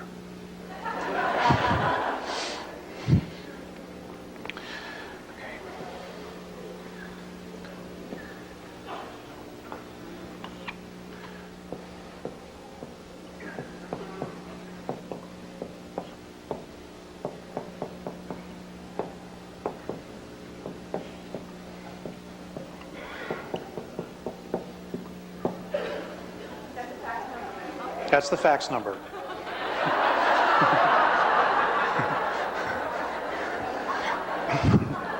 Or the email.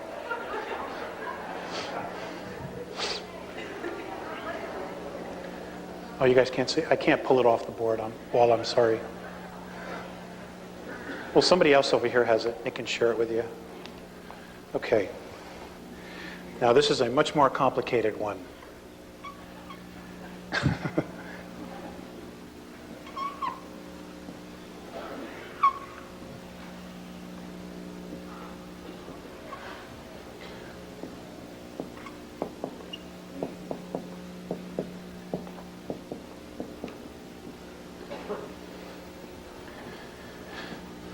That's the symbol for the Earth races. That's all of us. White, black, red, yellow, and green.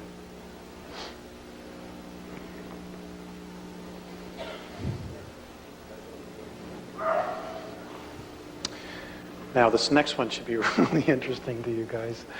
I'll just put it right here.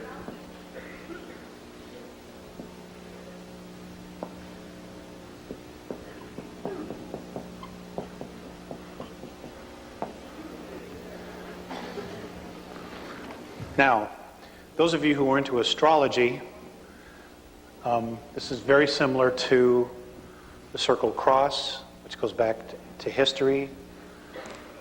And apparently that symbol is supposed to represent peace.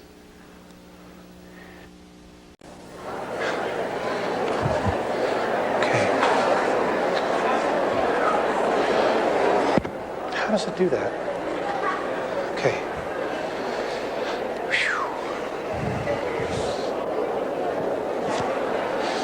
I can't, I'm wired.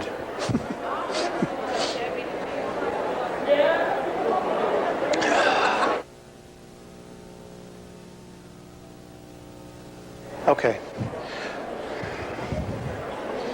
Okay, thank you very much for coming back.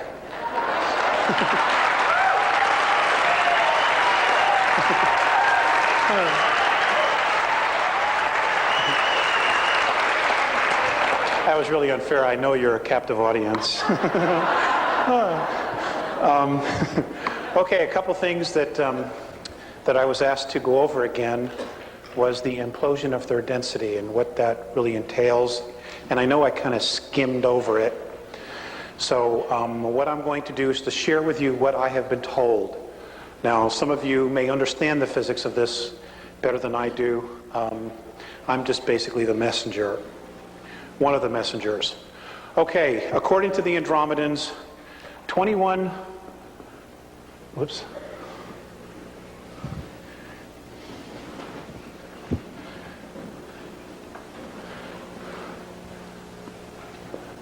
trillion years ago, as we are in linear time, apparently all of us as essences, as isness, as sparks of spirit, or someplace else in a completely different reality. And what they say happened was that the Big Bang Theory is basically correct in its simplicity, but the physical part that we know of was the last of the creations or realms created in what we call our universe. Okay, now when I'm referring to universe, I want you to know that I am talking about all of the 11 creational densities, or planes. That'll make it simpler for you. What they say happened was that all the black holes were created because wherever we were, that space, that universe, began to evolve. And as it evolved, those of us who weren't ready to evolve literally gained weight in mass. Okay? And in gaining weight, we started to fill black holes. And at some point, when this other universe evolved to a certain frequency, those of us that didn't literally broke out of those black holes and created this space which we call our universe. And what we're witnessing 21 trillion years later is the same thing happening. And what happens here is, what's happening now in our universe is that according to Mornay and Faceas, on March 23rd of 1994, a color and sound frequency started emanating out of all of the black holes.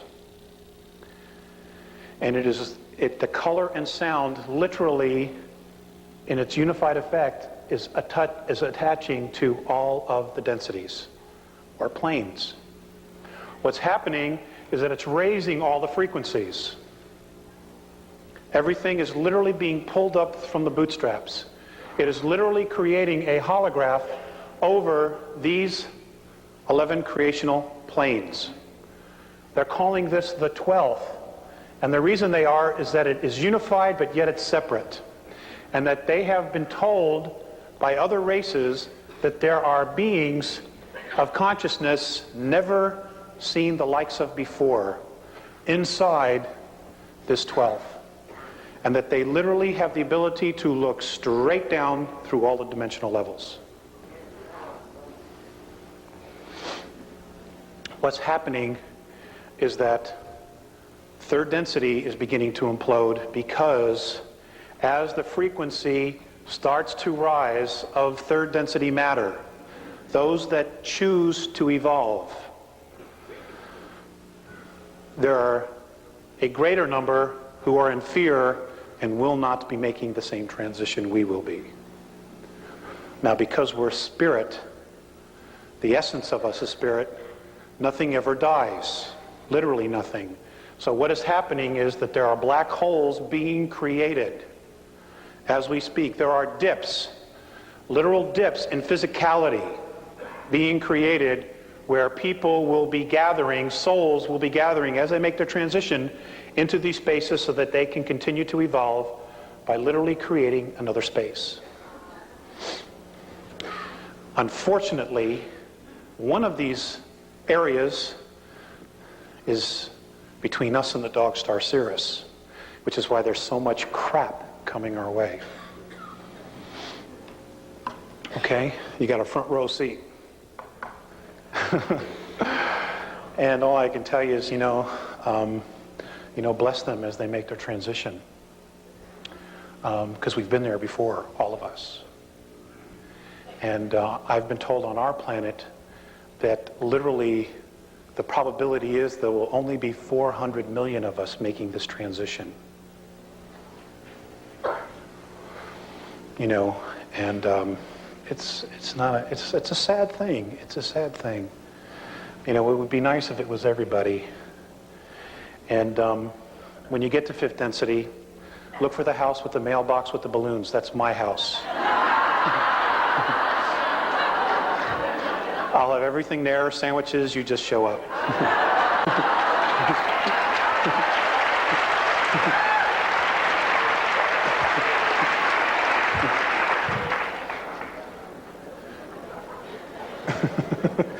I'm serious.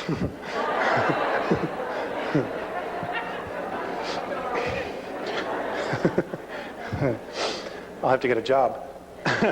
What was the other thing?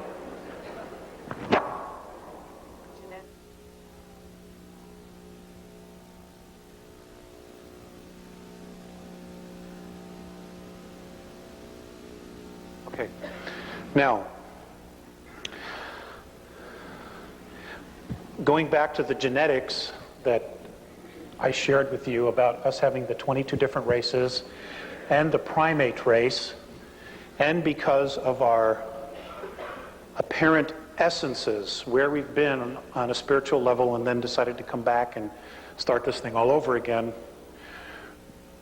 what's happening is we can apparently, our DNA can vibrate because of our ability to hold the extremes of emotion inside of us.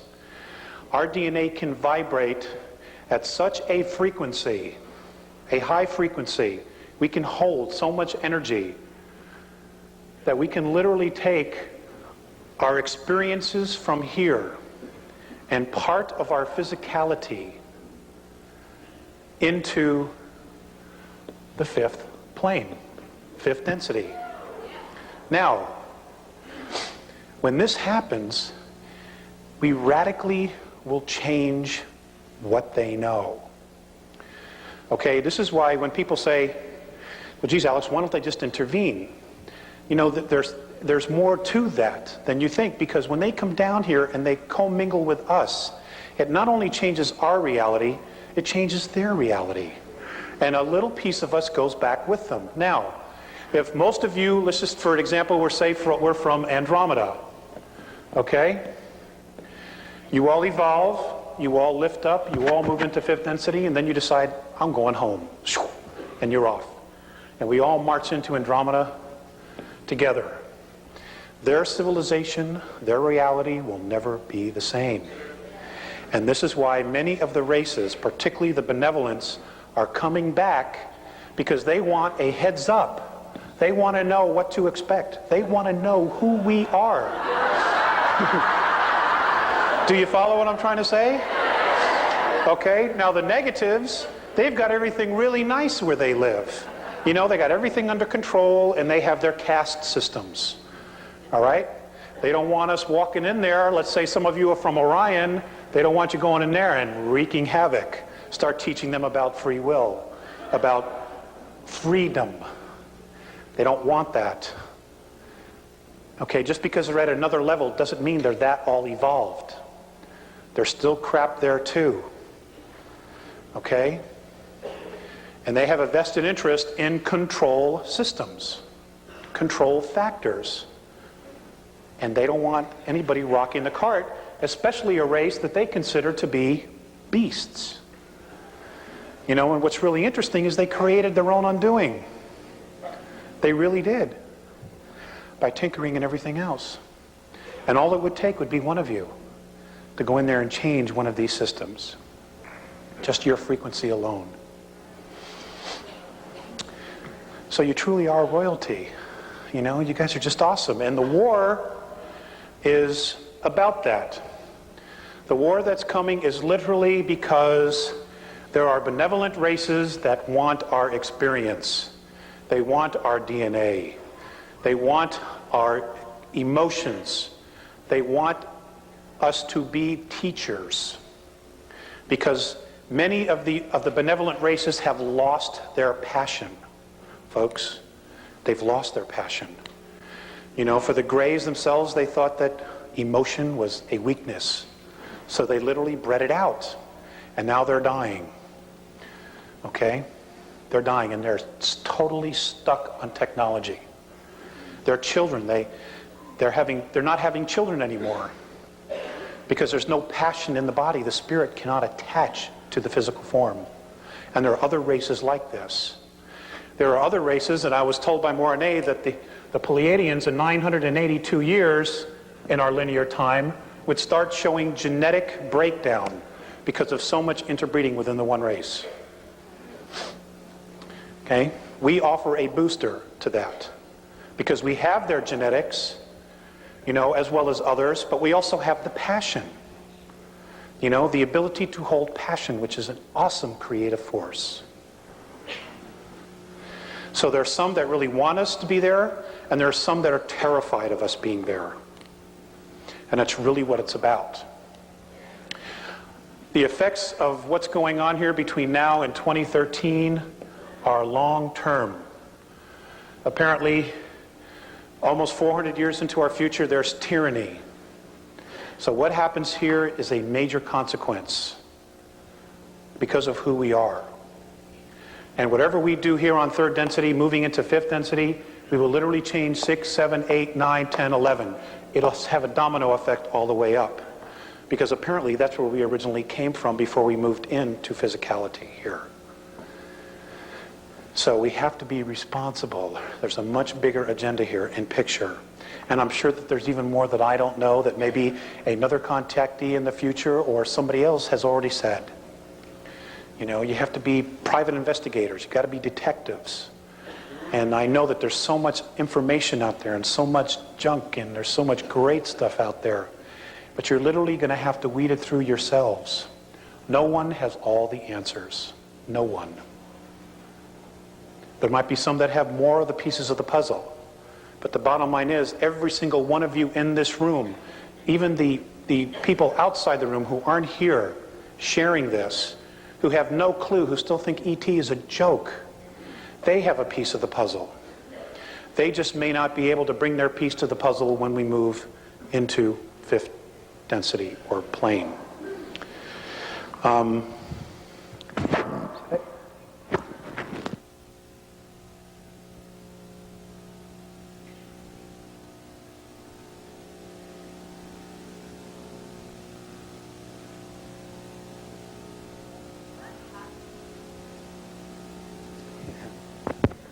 Okay.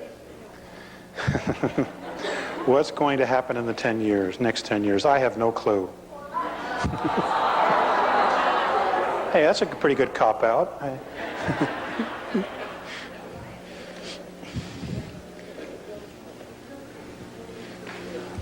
Okay.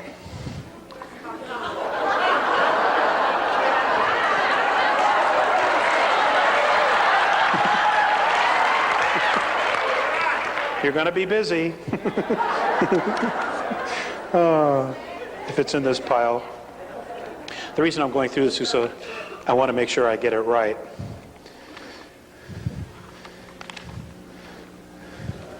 A lot is going to happen in the next 10 years.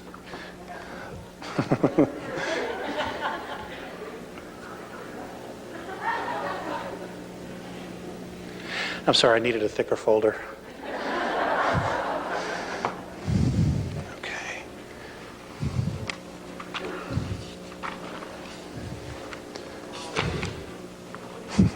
Anyway.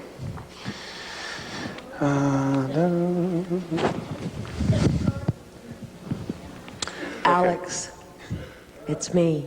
I thought it was God.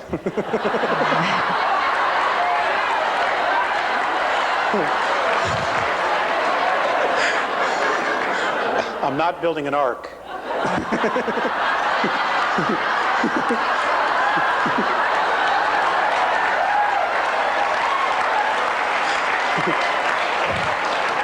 You can just forget it.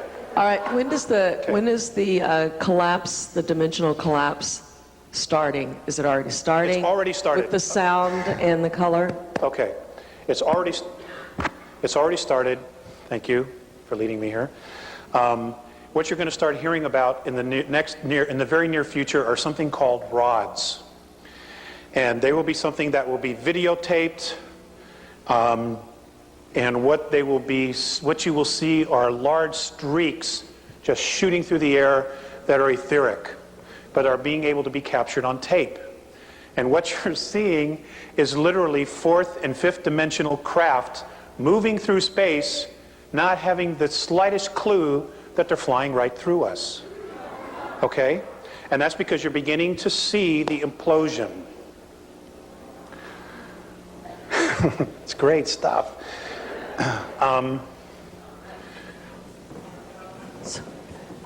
And ghosts? Yes, you will see more ghosts, more apparitions, because those that are stuck between third and fourth density will start being more and more visible as our frequency starts to raise and rise. A lot of them, unless they are healed, and I do not know how to do that, how to set them free from their self-imposed prisons, will be exiting, transitioning. Angels, folks, be very careful. about somebody who tells you they're an angel. For example, I've asked about the archangels. And the Andromedan perspective of that is that the archangel Michael was literally a fleet of craft that were called Mikael. That was the name of the fleet. And they used to patrol the northern hemisphere of the planet when Orion was here in full force. Gabriel was the name of another fleet of craft, and so on and so forth. It has been changed and created into something that will save you and rescue you, when in fact, that was not the original intent at all. Okay?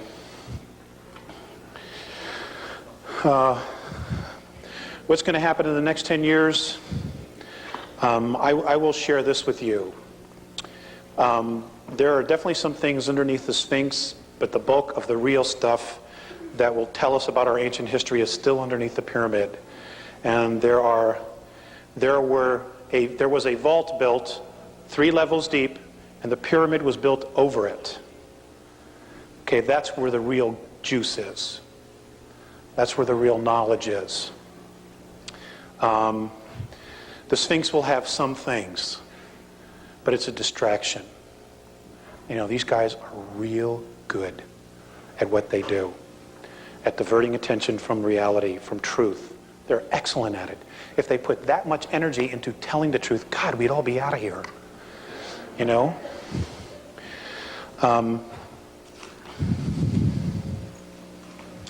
Okay, hold on one sec.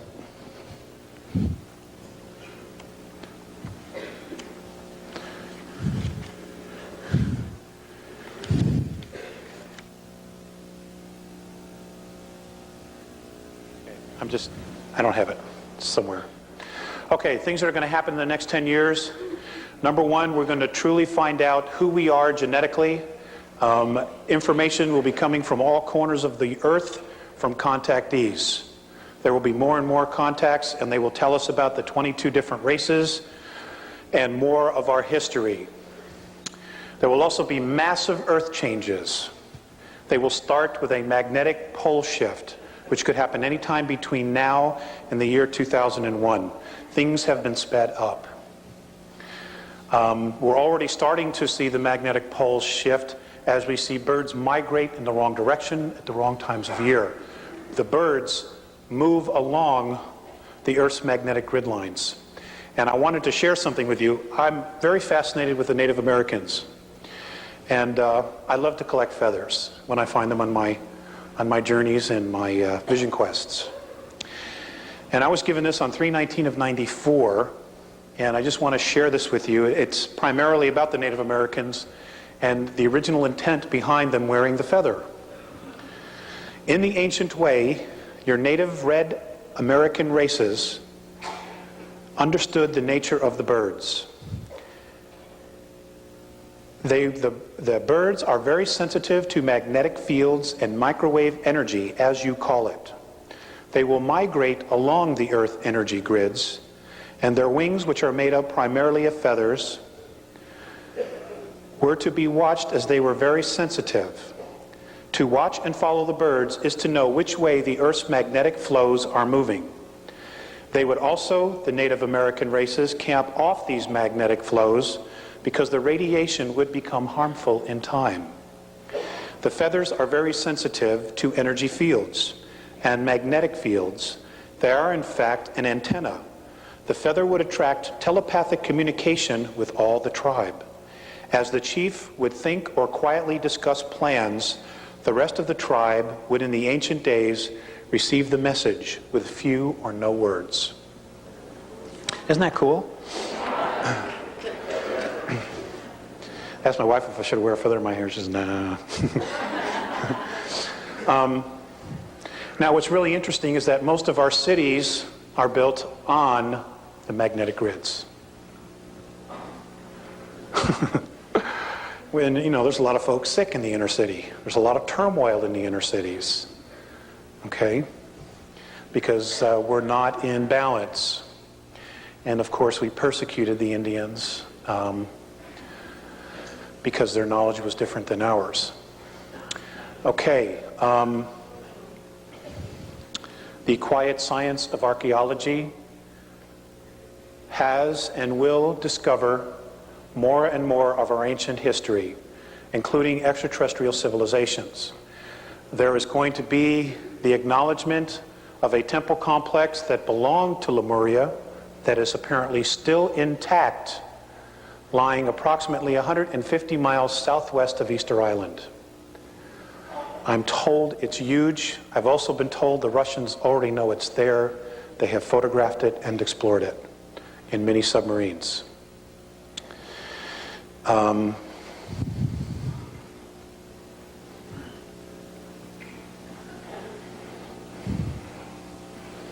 We are going to discover that consciousness, I know you guys already know this, but for those who aren't here, we are going to discover that consciousness is not in the brain, but is located in its entirety in the energy field and or aura. And that energy field is the 4 to 14 ounces the body loses at the moment of death. Okay, I know you guys know that. Let's see. UFOs. Okay, apparently there have been discussions amongst benevolent councils, and I will only speak for the Andromeda Council because that's what Morane has told me, that they have told all of the negative extraterrestrials in and or on our planet and on the moon to be out of here no later than August 12th, the year 2003. I've also been told that there's a very high probability that we could wake up some morning in that area of time and our moon will not be here. That is because it is the first stage of defense. And they will literally hit it with a tractor beam and pull it away from us if they're going to do battle. Because if they were to attack it to get in here for whatever reason and it were to explode, everything would be for naught. Now when I first talked about this, there were some people that were very upset. Well, geez, what about the ocean and the waves and my moon cycle and all this other stuff?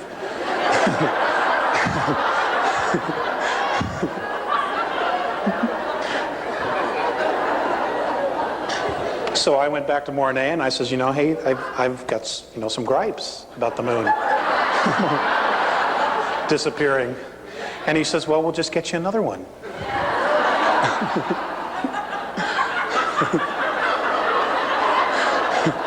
And I says, you'll make sure it won't be hollow, right? He says, yes. So apparently all that would really happen would be that the oceans would become lakes. We wouldn't have the tides, and we probably wouldn't have the crazy attitudes and such like that. I've asked them about astrology, and I want you to know this is their perspective. Okay? Does everybody hear what I just said? Okay. Their perspective is that it's not accurate. That the purpose for charting the stars, what originally we were taught and left with, was because they needed to know the magnetic flows of the stars and the systems for space travel. And that somehow we have taken that and made an entirely new, different belief system out of that knowledge.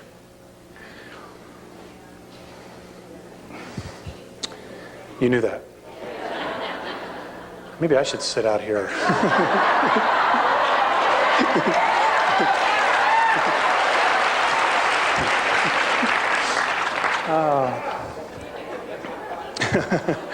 It's an option, huh?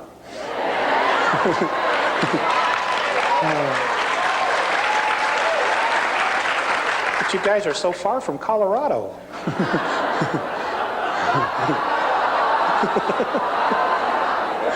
Okay, all right.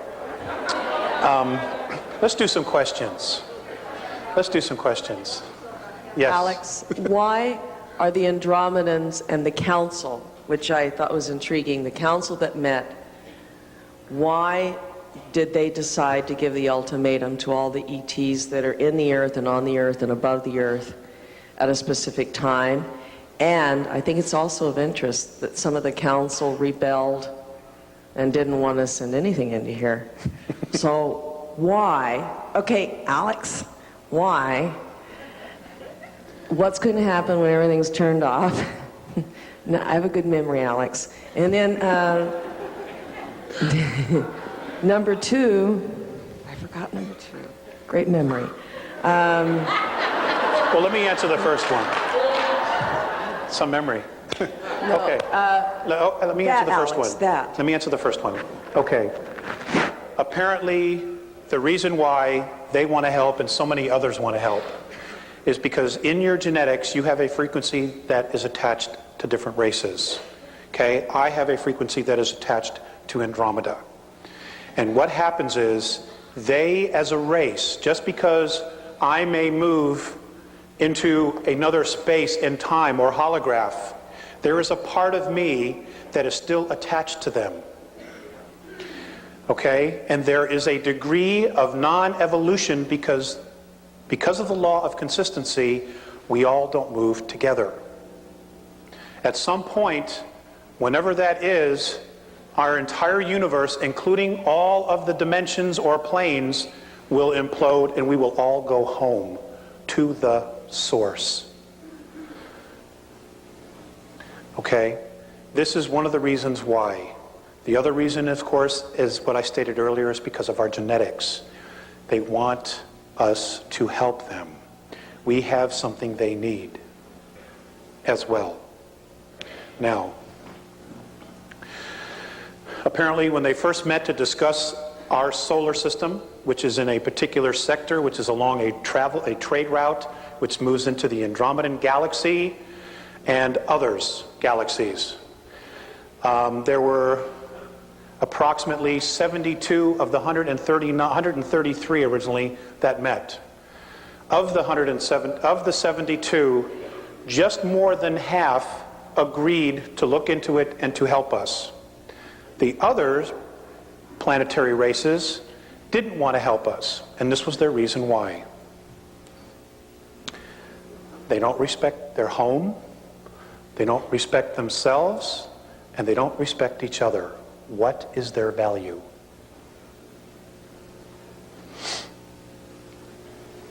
I cried that night when I heard this. Because, I couldn't make an excuse. I mean, this is how a bunch of other races look at us.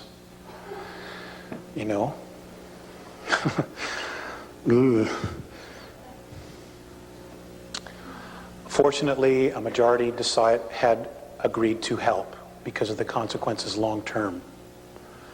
And basically that's why they're here. That's one of the reasons why they're here. Also, in our future, 400 years into our linear future, there is tyranny in our galaxy. And somehow we are directly connected to that event or events. So in one way, they're really looking out for their own best interests by making sure that something is cleaned up here, that something comes into balance. And they know that as long as the other ETs that are here, the extraterrestrial races that are here, and are manipulating, we won't move. So they have to be removed. And I asked, would you do it by force? And he said, we would have to. And what they would do is they would enter the poles and then flush everybody out to the surface. So folks, when you see a reptilian crossing the highway, don't run over them, just get out of the way. Okay? I mean, it could get really, really weird here in the next 6-8 years. I mean, you can only hide a truth for so long, and then it just screams out. And they're already trying to prepare you for this stuff. I have a lot of friends telling me about a TV show called Dark Skies, where they're literally telling you, but they're doing it in a way that you think it's just, television. And I don't watch TV. We don't watch TV, so I miss a lot of good stuff, but, I always hear about it. And I think that was it. So now we can go to the questions. What? Okay, ma'am. Yes, hello, and what I want to tell you and ask you as a consequence is, are you familiar with a book called The Greatest Story Never Told by Lana Cantrell? It's a book about 1,000 pages, and she describes in her research that we did used to have a green skin and we were copper-based, and she also described all these color changes that we went through based on her research. Now this book is literally small print, 1,000 pages, and I'm not through with it. But she also said the problems, describes the physiological problems that we have because of the lack of zinc, copper, and what the iron is doing to us, and what it did to us, because our physiology changed, our mentality and who we were narrowed totally. So you... What's the question? Confirm to me this. Okay. And my question is, did they tell you anything that we could do for ourselves to help ourselves to go back? That's one part. The other thing is the genetics, the DNA. We apparently used to have multi-strand DNA. Do you know anything about it? And do we need it in our evolution? The third part is, did we used to have a whole brain that wasn't divided, and do you know anything about that? Okay, thank you very much. I do not know about the whole brain part. As far as the book, I've heard of it. I've had other people approach me, but I understand it's out of print. And I understand that Miss Cantrell does not return letters or anything. She's just basically in hiding for whatever her reasons are. As far as the DNA, I have been told that those of us who are holding a higher frequency are literally creating a third strand. Most of the children coming in since 1982 already have a third strand. So this is just nature's way, this is the isness's way of just fixing things, as long as we're open to it. Okay. Okay, the question was, how can we help ourselves? I have asked that, and Mornay, all he has said is the information and wisdom already exists on your planet. So basically, don't ask us about yourselves, ask yourself about yourself. There's no shortcuts with them. I wish there were. Yes, ma'am. Thank you. It's great to see you here. I wondered if you could talk more about the draconians and the children that are missing. I know you have information, and I'm hoping you'll share it with us today. This is the one subject I don't like to talk about. The draconians. Okay, the draconians are a very large reptilian race. They're known as the Dracs. There is a royal line of the draconian reptilian race, and they're called the Seekar. They range anywhere from 14, 15 to 22 feet tall. They can weigh up to 1,800 pounds. They do have winged appendages, and they are awesome, awesome beings. They're extremely clairvoyant, they're extremely clever, and they can also be extremely sinister. They apparently were brought to our time and space, our universe, in full physicality. Somebody brought them here and dumped them here. I don't know, and the Andromedans still don't know. But they were brought here in physicality, and they were taken to Alpha Draconis and stars nearby because it gave them the greatest chance of survival. So they were kicked out of some other place. Anyway, they are definitely a major factor to be reckoned with. They, for the most part, are service to self. They do not care for the human race because when they were dumped here, they were told that this was theirs to command. So whoever did this really screwed up. And they still have this mindset. They were one of the first to chart our solar system. In fact, they were the first of the ET races to actually put their flag on it and say it's theirs. Apparently, some of them still have the attitude that everything on it, in it, still belongs to them. And I understand that some of them have been coming back, and more will be coming back. It's going to get real interesting, folks. I can't begin to tell you how interesting it's going to get. They apparently they have had space travel for 3 billion years. They are a remarkable race. They really are. But they have an attitude. And a lot of human races in our galaxy and outside our galaxy have had problems with them. And you know, I don't want to say that all of them are like that, but that's really all that I've heard from the Andromedans. They've had major problems, as all the other races have. They are definitely reptilian. They look like velociraptors, except they're like 22 feet. And they're smart, they're intelligent, they can build. They're just very, very different from us. They apparently attacked Lyra, or came across human colonies in Lyra. Now, the human race was not created in Lyra, okay? It was brought there to survive. And again, from what the Andromedans have told me, for some reason, once they go back approximately 427 million years, they just don't know what else is there. For some reason, there's no history beyond that, even though the physicality is there. So I don't know if it's being blocked from a higher level or what. They don't even know. The Draconians were flying through there. They came across these human colonies who were agricultural in nature. Basically because of their talents of horticulture and plant science, they were literally making the planets greater and better. Little gardens. When the Draconians flew by and they saw this incredible wealth of food, they basically wanted to control it. And apparently there was a misunderstanding between the lion races then, who were human, and the reptilian race, because the Lyrians wanted to know more about the Draconians and the reptilian race before they gave them what they wanted. And apparently the Draconians misunderstood it and literally went back and then attacked the planets and killed a lot of people, blew up 3 planets.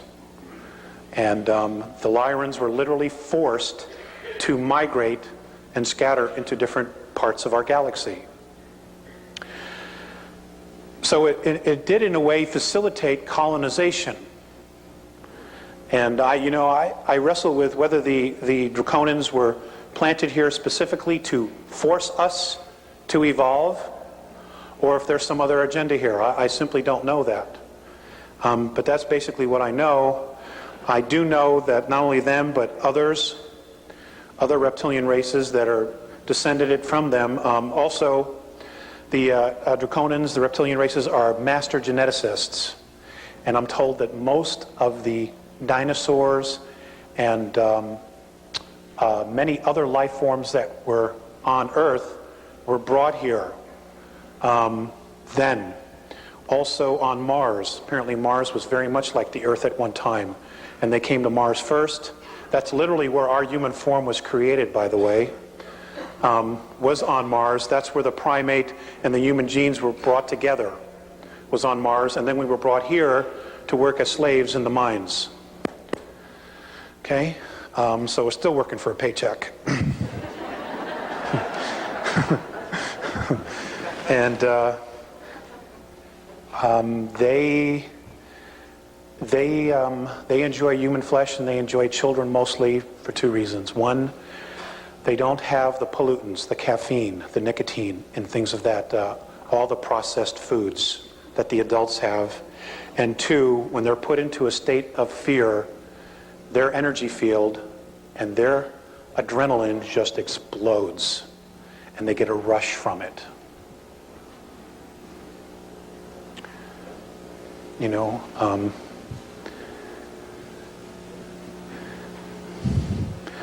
Be dedicated to family and be dedicated to each other, folks. That's the only way we're going to get through a lot of this. Next question. You're welcome. Well, my adrenaline's rushing after that last statement. Alex, what is it precisely about the human mind that makes us so worthy to be feared and suppressed? What is it that's very unique to our 22-strand genetic makeup? And also, what is our free will compared with their free will? It seems to imply that, do they have free will in the same way that we do? Okay, is that it? That's that question. The second thing is you haven't finished the Earth changes yet.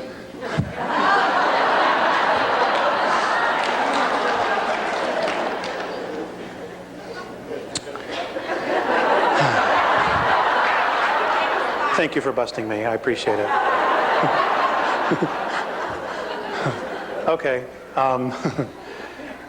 As far as our mind, I don't really know that it's so much the mind as it is our extremes of emotions, our essence. They've always stressed not so much what's in the mind, even though that's important to be able to control the creative force of emotions. It's more so the emotions. Because we are able to contain all of that inside physical form, that's what they're most attracted to. Because they want that, because the races have lost, I've said this before, some of their passion, and they are becoming more and more dependent on technology. And here we are steeping ourselves deeper and deeper into physicality, when in fact we have the ability to just leave all this behind. So we are not correctly using our power as a race. In fact, we're wasting it. And they're more attracted to that. And I'll do the earth changes after we've gone through a lot more questions. Okay? Next. Thank you for your patience. We're not supposed to put many questions. I have more, but Just one. I pick up just the most important for me. It's about implants, and if you know about specifically about the neutral implant by Cryon. About what? Cryon, the neutral implant. Do you know something? I know absolutely nothing about that. Okay. I'm sorry, but I do know a little bit about implants, and getting back, this will work together. As far as our free will compared to other races' free will, they're really one and the same. It's just that we don't realize the power of our free will. We don't totally realize the sovereignty that our free will gives us. And that is why they are manipulating us through belief systems to try to get us to relinquish our free will by using our free will to say, okay, yes, you can come down and control us. Because then it's a choice. Okay? As far as the implants, what I do know is that there are a lot of races that have been abducting people and putting implants in them, and it is a sign or a seal of ownership. Okay? They feel that they own you. Now, the Greys have done this a lot because the United States government gave them permission to do it. You know, we were sold out, basically. That's what I know. I do know that many of the implants can be neutralized using a very strong ultraviolet light.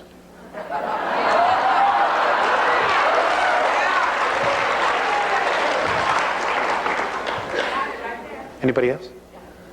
Gosh, you guys are getting crowded over there.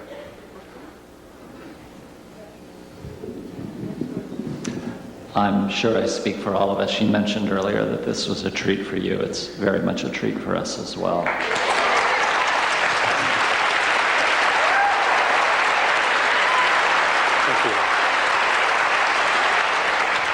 Okay, I have two questions. They're relatively unrelated. The first one, if you get an opportunity later on and have time, I would be very interested in hearing, but the second one is what I would like to ask you about. The first one is, you mentioned that the Andromedans know Ramtha as the commander. Are there any other beings that they have mentioned, and does this in any way tie in with why other races, along with the Andromedans, regard us as special? That's if you get an opportunity later on. The second question that I want to ask you is the Andromedans had mentioned several changes about to occur, what Jay-Z referred to. Sovereignty is a major concern for many of us. Many of these changes are going to represent financial opportunities as they unfold. I know that dates and specific levels or prices are mutable and subject to change, but have they given you any signposts or preliminary events to watch out for that indicate that change is imminent or about to happen? Thank you.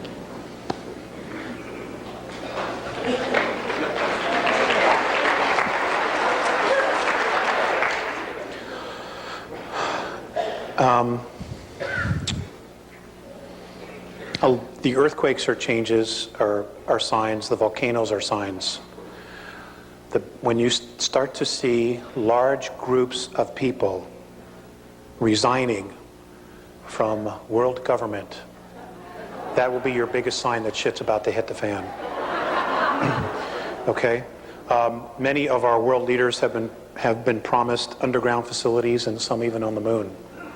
And folks, there are bases on the moon that were built by the United States, Russians, and the British, using British money.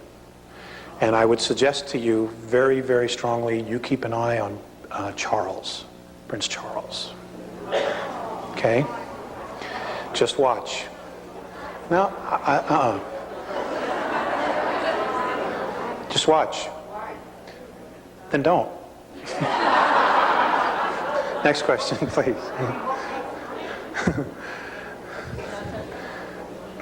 Next question, please. When you spoke about the transition between going from fourth density to fifth density, how are we going to know that we made that transition? Okay, that's an easy question. Okay, we live in a color spectrum of 72 frequencies, or 72 colors. When you get to fifth density, there are 223 different frequencies and colors. You will see colors you have never ever seen before, and it'll be just like that. And you know you will be there. Okay? Yes, sir. I mean, when McDonald's has purple arches, then you'll know.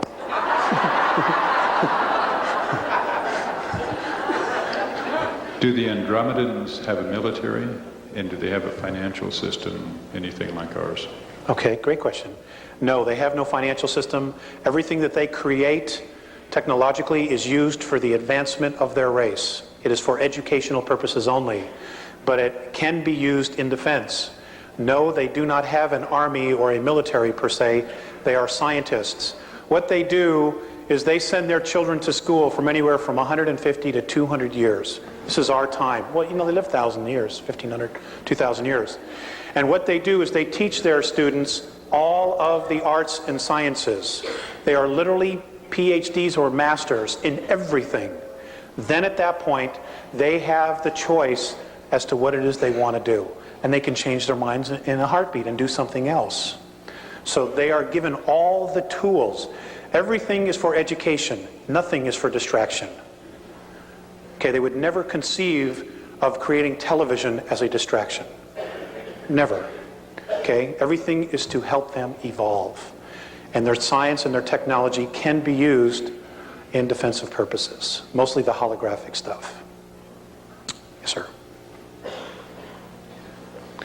I'm wondering if you could elaborate on the Dracos and Hale-Bopp a little bit. What I have shared is really all that I know. I just know that life is going to be very different. It is, they say it's a comet. It's not a comet. I can tell you this, that it has split into two pieces, and both pieces are rotating, okay, around an invisible axis. They're rotating like this as it's moving.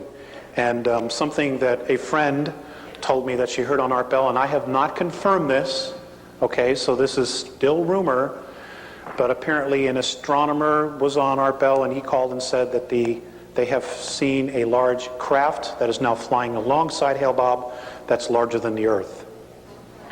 Okay, so if it doesn't change course, It's going to be great.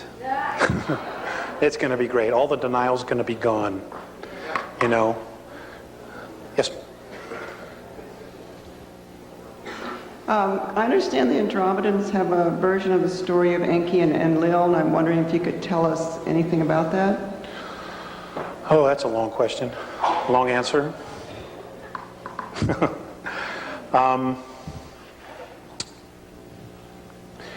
Actually, my understanding is that the two brothers have really warred with each other over a lot of other issues. We just happen to be one of them. I do know that Enki, what they've told me is that Enki was betrayed and killed, and that his body is literally buried in the face that's on Mars. Now, whether he's reincarnated or not, again, I don't know. But that's all I know. Basically, what we have to deal with now is Enlil. But fortunately, you know, truth is starting to come out about all that, and people are waking up and you know, realizing and seeing the contradictions in the Old Testament, and even some of the contradictions in the New Testament, and they're starting to question, which is a very, very good sign. You know, Phaseus once said to me, "It is not so important what you believe, but as to why you believe it. And whatever your belief is, make sure that it is worth the depth of your commitment to it." And you know, I think what we've done as a race is we've accepted a lot of things just on face value, without truly investigating it or trying to feel it inside of us. And it's gotten us into a lot of trouble. For example, the Inquisition. You know, the Inquisition was really an attack against women. That's really what it was about the sacredness, the Wicca of women, and the science that they held, the spirituality that they held. That's really what it was about. A lot of men got killed because they were supportive of the goddess worship. You know, and that was a huge travesty on the human race. Just one of many. Next question. This scenario that you're laying out before us exists on this reality, on this parallel reality, or this timeline. What if the Andromedans say about parallel realities where this scenario doesn't happen?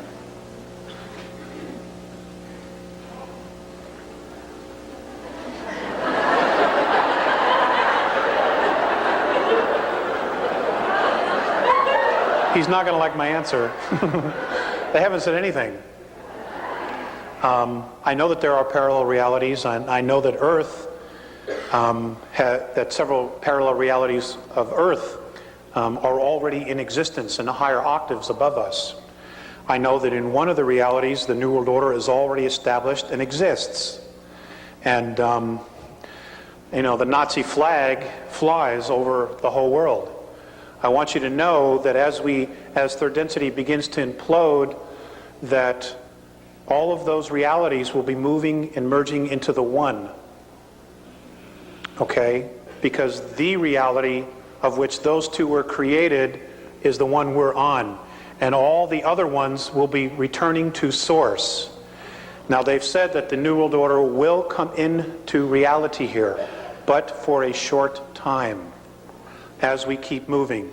As long as we stick together, as long as we help one another, as long as we have mutual respect for each other, we will not slow down our process as we move up, you know, into the higher dimension, or just to a higher consciousness of world unity, of our free will, not being forced at the point of a gun to do it, or not having to relinquish your rights. You know, I mean, here in the United States, you know, a lot of people are worried about the Russians, they're worried about the Hong Kong police and the New World Order. Let me tell you something, folks. You're losing your country in the courtroom every day. It's in the courtroom with corrupt judges and institutionalized corruption. And I'll tell you what, if you allow, this is my own little political statement, if you allow the Congress and the President to take away the Second Amendment, you will lose all your other rights. I don't believe in toting a gun, carrying a gun, and killing anybody. All right? But the Founding Fathers knew about corruption, and they knew about tyranny. And the reason the Second Amendment is there is to protect all the other rights. And until we consciously make the shift and change everybody else's perspective, I'm afraid, from my perspective, it's a necessary evil. But that's my perspective, okay? You know, I mean, America, you have done so much in such a short amount of time. But you have to understand that when you're a draconian or Orion belief system, there is no such thing as free will, as self-rule in their control. And the reason we've been able to get away with it for so long is because, you know, when you look at where we are to the center of the galaxy, we're in the boonies. You know, we're way out here. And they're just now starting to come around, and they realize that the magnetics of the planet, the consciousness of the planet, is starting to change. So they, you know, this is what has attracted a lot of the races to us now. It was also the blasting of nuclear weapons. Nuclear weapons not only affect third density, but they affect fourth and fifth. It sends a shock wave through it. Okay? And we were totally irresponsible. We didn't know. We didn't know what we were doing. You know, and that's why a lot of the races started to show up. I mean, they'd been here sooner, but that's when they really started to come in mass. Like, what the hell's going on down there? You know. Next question. Again, I've only got pieces of the puzzle.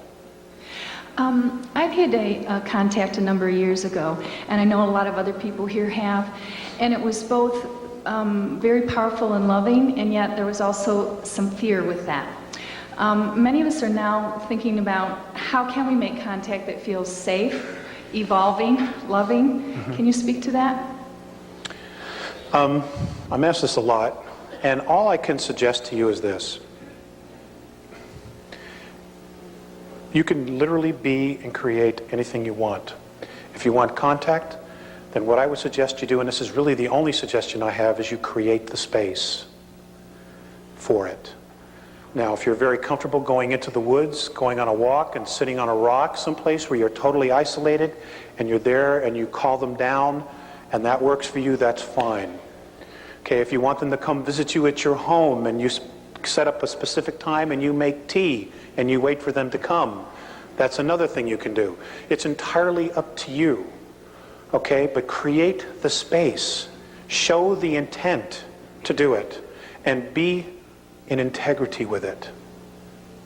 In other words, for that hour or 2 hours that you decide to create the space, do it all the time. Make it always 2 hours. Make it always 2.5 hours. Do it once every 2 weeks, whatever you want. Whatever ritual you want to make it in order to create the space, then that's what you do.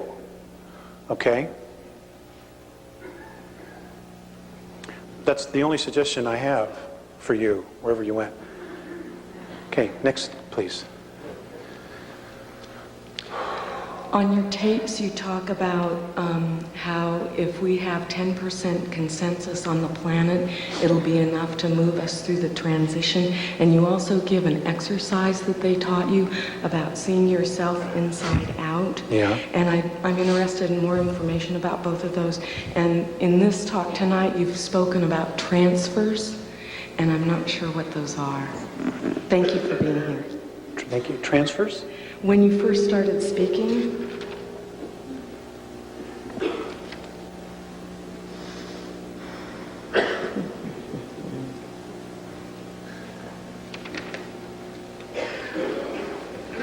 okay, well, let's go to your first question. oh, okay, yeah. I was given an exercise.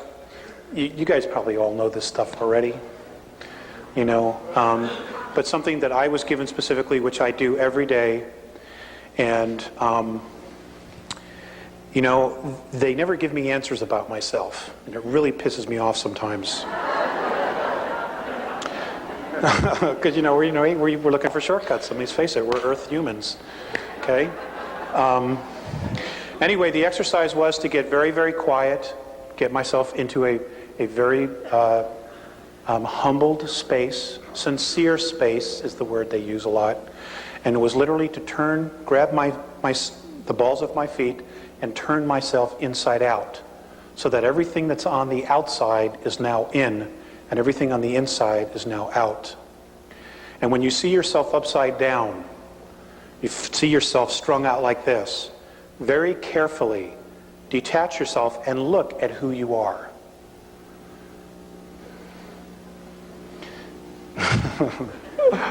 Don't get scared. Just work with it. Okay? I mean, that's really the only exercise they've given me. I've had to develop my own things, and you know, I'm still working with those.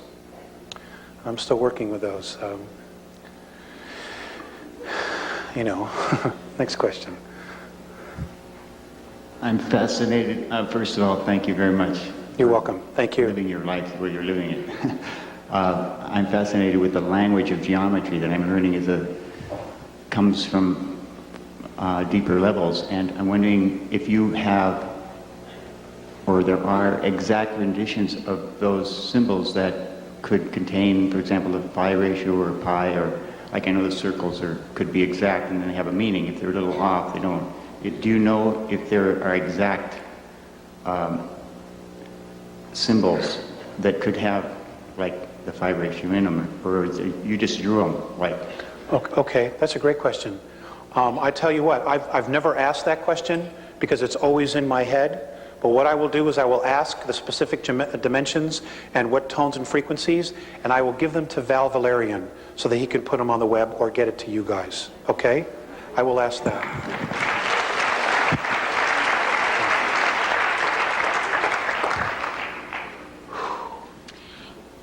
You've referred to the Andromeda educational system and their feeling about raising the children and putting the energy toward education.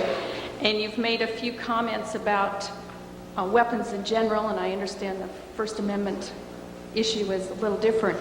We're heading into dangerous times, and there's a lot of controversy among different people in the school here about weapons and what should be done. The Andromeda feeling about mutual respect for everyone.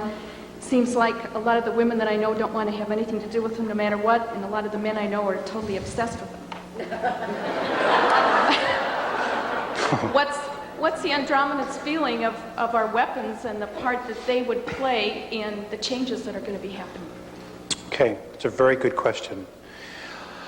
Oh, not an easy one. They have said that we, and I said this earlier, that we destroy ourselves in ignorance. And I understand that weapons are not a good idea. I believe that.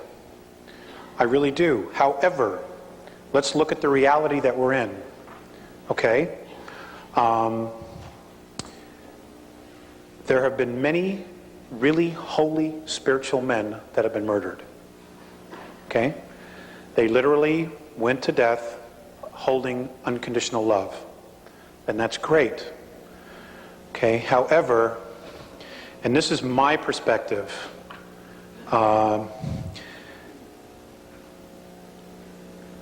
if somebody is coming in my front door to harm my family, I'm taking them out. And I'll make no bones about it. But they would have to be coming after my family. The Andromedans, they're not happy with our society, with any of it. But they realize we cannot defend ourselves. That's why and other groups are contemplating intervention, because we can't defend ourselves. And we do have a serious threat. And you can hold the space of love. You know, I truly believe you can hold the space of love, but at the same time, you can hold the space of sovereignty and defiance of tyranny. I mean, what good is total unconditional love when it's being totally suppressed? If we take that attitude, then don't we then create a situation where we have to come back and do it from the other side? Don't we just get right back involved in the whole cause and effect? Well, it could be very possible. could very well be possible. I really don't have an answer for that. You know, like I said, I've got my stuff and I'm working it out.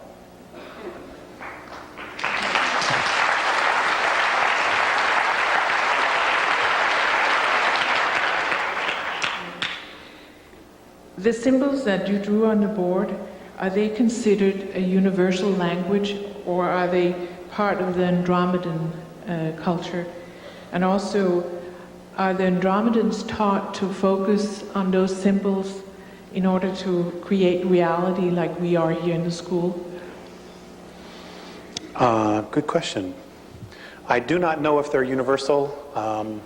Again, I've only met 2 other races with the Andromedans. I did not speak with them, but I saw them and then was told later who they were. And one was a group from Cygnus Alpha, a human race from Cygnus Alpha, and a very different looking being from Cassiopeia. I did not know the communications that were going on, but as far as the symbols, it's their language. And it's just one of a gazillion that they use. But I don't know that it's universal. I just don't know if all the other races know it. I mean, it could very well be that when the council gets together, they have interpreters who interpret the holographs, just like our UN does. I don't really know. So I'm sorry, my information on that is so limited. Yes. Please tell us a story about a time that you have observed on how the Andromedans treat their children. Okay. Can I ask you a question? Sure. Who are those faces? Me. Okay.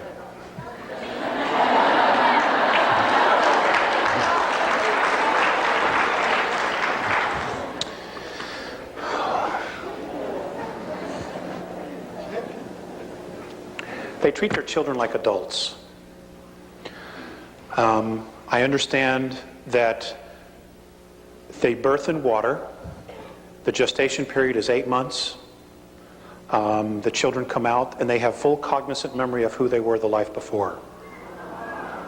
So there is a continuous evolution, life after life after life. Now, during the period between incarnations, and I don't know if this happens for all the beings on 5th density or not, the oldest and the wisest, who have the most experience, teach the youngest. So it's not where they withhold anything. In fact, the children, and this is the law of consistency, the children know everything their parents know and even more. And there's no attitude with the parents. This is something they want because their pride is in their race. And I wish we had the same philosophy. God, we dumb them down with cartoons and stuff like that.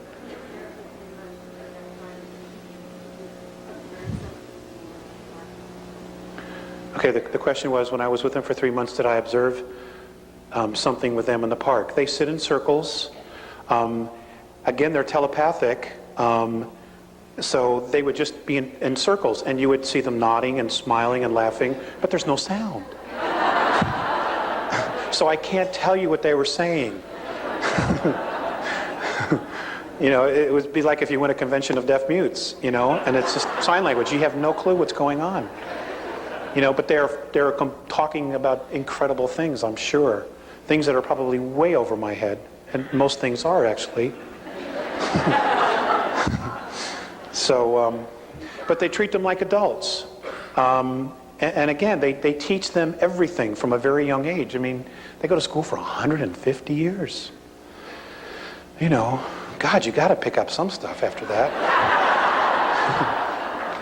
And there's no home ec and stuff like that. I mean, it's like real educational stuff. No car mechanics 102 or anything like that. Yes, sir. My question has to do with the seeding of this planet by the Andromedans originally. You mentioned 62,000 years ago in a time period of only 65 years, but I'm specifically interested, do you know of any symbols or any information about reawakening latent genetics for people who are on this planet, and is there any relationship of Lemuria to that 62,000 year ago time period? Lemuria was in existence at that point. Atlantis was just beginning to be colonized. Now, folks, let me set you straight on something, or what the Andromedan perspective is. Atlantis was an extraterrestrial colony. Okay? I know that there's a lot of channeled stuff and other stuff that's done in remote viewing, and I don't know if it's all true or if it's not true. But the Andromedan perspective is that Atlantis was an extraterrestrial colony, specifically. Lemuria was also. However, there were some of us Terrans there, okay? And we were servants, more or less, okay? Some of the stronger genetic of our race were used as a priesthood to basically keep in line the other humans. I mean, if you go back and you look at history through Sumeria, Egypt, even today, today the new priesthood is the world bankers. They have total control of your life on a monetary, physical level. It's hard to do anything on this planet without money. And they're the new priesthood. As far as latent DNA and latent memories, I have been told, and I for some reason, I don't know why, I can't find my specific dates, but there will be a point where as the frequency increases, that we will start to remember things. Children today are already remembering things. There are children today who can just speak all these different languages, and that are not Earth languages. Some of them are extinct languages from Earth that some of these children just know, and it's the latent memory in the DNA that is coming out. And more and more of this will be occurring. I know that there are children today. I know of a woman who's contacted me who lives in Tennessee. She has a child who came to her one day and says, Mom, if I were to reverse engineer a nuclear bomb and explode it, it would draw all the radiation out of here. This kid's 6 years old. And there are children today over in Egypt that are walking out into the desert and showing archaeologists, well, I remember there was something there, a library, and sure enough they're digging and they're finding the foundations of things. And our government probably does know because of its satellite technology, but there's no way a 10, 11, 12-year-old kid should know that stuff because it's all being suppressed. So the world powers have a real serious problem. People are waking up, and it's great. We have to. Our heritage has been denied us. We've been robbed of it, and don't let it go. Don't let it go. We need to know who we are. Thanks. That was a good question. Yes, ma'am. Let's just take a few more, okay, folks? I'm pretty tired. Okay, 2 more. If there's 2 people. Yes, ma'am. I wanted to know, you said they were taking of children, and the eating of children or the eating of people. And then while I was down there, you said you talked about the eating of children or people. And while I was there, you said it was because of the purity of the passion and emotion brought up the fear, the high fear, and the high adrenal activity was attractive to them. I understand that. But an advanced technology, it would seem to me, would be able to clone their food or clone. We can make adrenaline supplements or different things. Okay. Now, I want you to look at this idea. When is anything that's a clone as good as the original?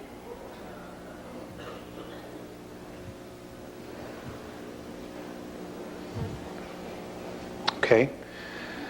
What you fail to realize is, yeah, they can create clones, and they have human clones, but you cannot put soul in it. Okay? You may grow an organic processor in the brain to get them to act and do everything, but there's no soul attached to it. And as long as there's no soul, you don't have true emotion. True emotion? Well, your adrenaline rush. Okay, if I were to go over and do something to you and scare the hell out of you, okay, you would have a very serious emotional rush. Okay? They're addicted to the peaking of that emotional rush. It's like a narcotic to them because they don't have it. That's why they're so interested in us. They're numb. They're numb. Their physicalities are numb. They're all in their head. They're in self-imposed loneliness. Okay? Yes? I'm sorry? Yes, ma'am, they do. The question was, do they terrify the children? And I said yes. Yes, ma'am.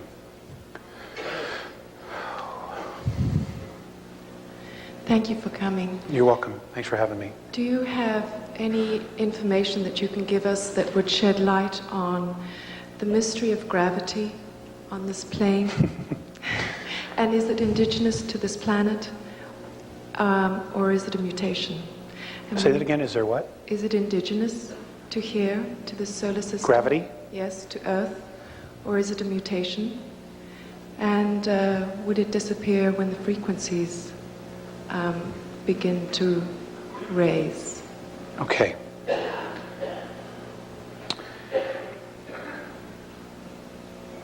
The Andromedan perspective regarding gravity is that it is created by radiation from the sun and our planet. We're told that it's the rotation of the planet on its axis.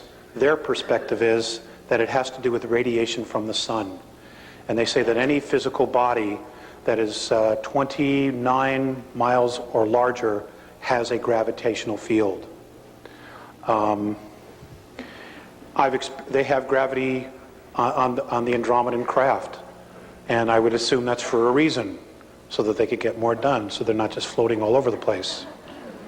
I don't believe it's a mutation. There's gravity on all the fields because there's a physicality. So there has to be some form. Whether or not it's going to totally disappear, I think as we move through 3, 4, and into 5th, I think we will deal with a totally different type of gravity as we know it. It'll probably be lighter, but then again, we will have different physical form as well. But again, they say that it comes from the sun.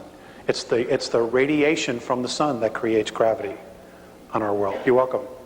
Yes, ma'am. Okay. I have 2 questions. One quickly. They display mutual respect and love, but I'd like to know how they do that. And the second question, in our society, all of our myths and legends seem to be blueprints for our lives. And I'd like to know what kinds of myths and legends, if they have them, that they have. I know you probably don't have time to tell us one tonight. If you would, I'd love it. But, you know, if you could get that information for Val, I'd love to have that. Okay, they don't call them myths. They call it history. Okay? And I will give those to Val. All right? And you're right, there's a lot, but it's history. We have taken truth and shrouded it as myth because we're hiding an agenda. How do they show mutual respect? They just honor every aspect of their life and everybody else's life. Because they're so evolved, there's no such thing as crime there. There's no laser shootings on a mothership. There's no, they need for nothing. They absolutely need for nothing. Anything that they need is given to them for evolvement. And they all work towards that. They wouldn't think about leaving somebody behind. I'll give you a good example of that too.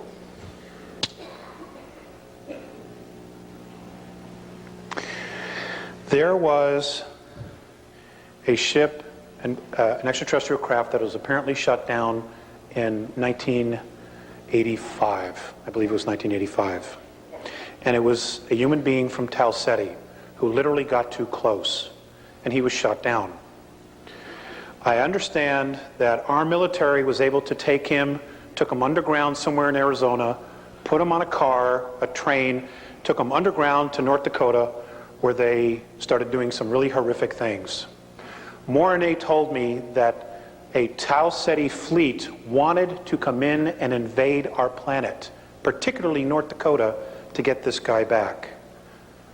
Okay? And it was literally the Andromedans and the Pleiadians, a benevolent group of Pleiadians, that stepped in and said, whoa, no, not yet, it's not the time. That's mutual respect. It's not leaving POWs in Vietnam because you owe this, because you promised the government $3 billion. It's not leaving men in North Korea because you lied, because you're dealing drugs that you don't want everybody else to know. That's not mutual respect. They would never ever think to do something like that. And those are things, those are characteristics we need to look at. Because there are many in this room that probably know about that. I mean, there are right now, as we are standing here right today, there are 117 men still left in SPOWs, but they're not in Vietnam. Okay, they're being held in northern Laos. There are also 3 men that are still alive from the Korean War, still being held in North Korea. And our government knows, and they know. A lot of the POWs were used for scientific experiments. We did it to some of their guys, using drugs, LSD, we like blew their minds. And they've done some pretty horrific things to our people. These are all real character issues, and it's one thing to hear about it in the news or to listen to Joyce Riley talk about the Gulf War syndrome and how our guys have been betrayed. It's one thing to sit in your living room and say, oh my God, that's terrible. What you don't understand is that we are very carefully being watched by some incredible races, both good and bad. And they are watching us and our characteristics, what we will do, what we will not do. They are measuring our honor and intent. Okay? It's not just about us anymore. It's about everything. And I know you're probably being taught that. So when you hear stuff like this, please don't go into your little box. Okay? Those people had families. They had children just like you do now. And it was all taken away because they were betrayed. And betrayal is a major issue that we're all going to have to deal with when the truth finally does come screaming out. Okay? We have been betrayed. And we're going to have to come together and find a way to totally forgive that so that we can move on. But in forgiving it, it's important not to allow it to happen again, to be more diligent, to be more vigilant.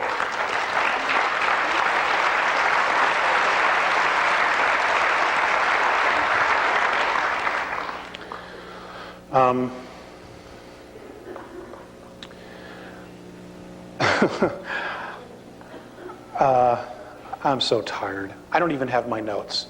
Okay, it's on the internet. All right, the Earth Changes, it's on the internet. Most of you already know. Okay, you're looking for dates, specific dates, what time, so on and so forth. That's not important. It is definitely coming, but it's all a probability as to when. All right? But there are more people negatively polarized on the planet that it's almost a sure thing that it's going to happen at this point. The internet is a leading edge research group. I'm sorry? Yeah, he's free to do whatever he wants. None of this has a copyright. None of the tapes, the newsletters, nothing. It's not mine. I don't own it. I'm just here to deliver it. So you can do whatever you want with it. Just don't change the intent, okay? Just don't change the intent. Alex, we have some of your newsletters that you sent, and I'm going to have them in the bookstore for people. There's not enough for everybody, but there's quite a few for those of you who are interested. We'll also post the address for that newsletter for everybody, so if they want to get those kinds of specific dates, they'll be available to them. Yeah, that's a good idea. It is behind the one we see. Here, I'll show you what I mean. Okay, this is the sun. This is Earth and her moon. The second one is smaller, it is behind it. If you're standing on Mars, you see it. Okay? You see it. As it turns, now the reason it was done, the reason our planet was moved is because the planet, the surface could not handle the radiation of two suns after the last war that was here. So they had to do something about moving it. Now, when I asked, well, who moved this? The response I got from RNA, and this is the only answer I got, was that this is something the Pleiadians had to answer. So I don't know if there's an agreement for them to bring this information out, or if they were responsible for it. I don't know. Okay? But apparently there is some evidence coming to light that they clearly suspect that there are two. Okay? Let's see. Hold on. I want to end this with. I want to read something, and I want to thank the gentleman in the back for bringing this up. I have a very deep respect for the Native Americans, and I just think that they're great. They have really tried to hold on to their integrity through it all. They themselves, which I witnessed at the Star Visions conference, still have major prejudices with the white race, and whether they're justified or not, what happens to us happens to them. So we all need to drop it, and we need to come to the table. We need to bring all the wisdom to the table so that we can figure out together how we're going to deal with the situations that are coming. There are still some Native Americans that choose to withhold information regarding the star nations, the star races. That's okay, that's fine. What I can tell you is that there will be others coming up behind them and making sure that humanity gets the information. Because we have to know the truth. It's the only way we can make the right decisions. You cannot make the correct decision with only half the truth. It's still the wrong decision. Or it could still backfire because we don't know all the pieces of the puzzle. You know? And from what little I do know, it appears that all of you are truly blessed to be able to come to a school like this and get the information that you need so that you can go out and teach others. And folks, I want to stress this again. It is imperative that you take the knowledge that you have, that you've been given, and you teach others. We are running out of time, all right? We can really turn this around, but we have to do it right away, and you have to be committed to it. I mean, I can't stress this enough. I mean, time is so short as we know it. And, I don't think it's fair that 2/3 of the planet are not going to make it because they have not been told the truth. It just isn't fair. But, I didn't make up this game, or maybe I did, part of it. But if I did, then I'm an idiot, because it isn't working. Okay, it isn't fair. There are a lot of good people on the planet who are real simple people. And, they're just not being told the truth. Now, they may not want to believe it, but that's okay. At least you put it out there, and they made a choice. But unless it's put out there, they won't know that there's a choice. Okay, and that's all you can do. You're not really responsible for anybody else but yourself. Okay, I'm going to read this. O Great Spirit, whose breath gives life to all the world, hear me. I am small and weak. I need your strength and your wisdom. Let me walk in beauty and make my eyes ever behold the red and purple sunset. Make my hands respect the things that you have made and taught my people. Make me wise so that I might understand the things you have taught my people. Let me learn the lessons you have hidden in every leaf and every rock. I see strength not to be greater than my brother, but to fight my greatest enemy, myself.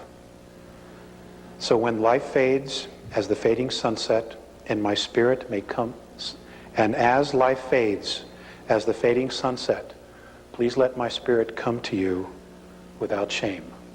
Washtay. Ladies and gentlemen, thank you very much.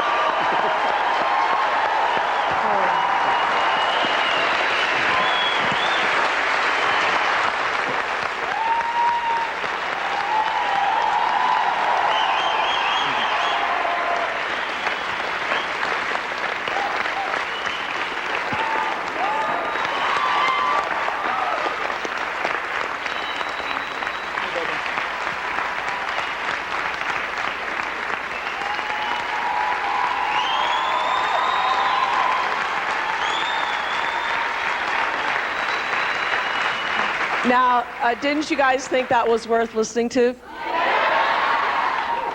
There's a lot he didn't tell you. We'll get him next time. Thank you.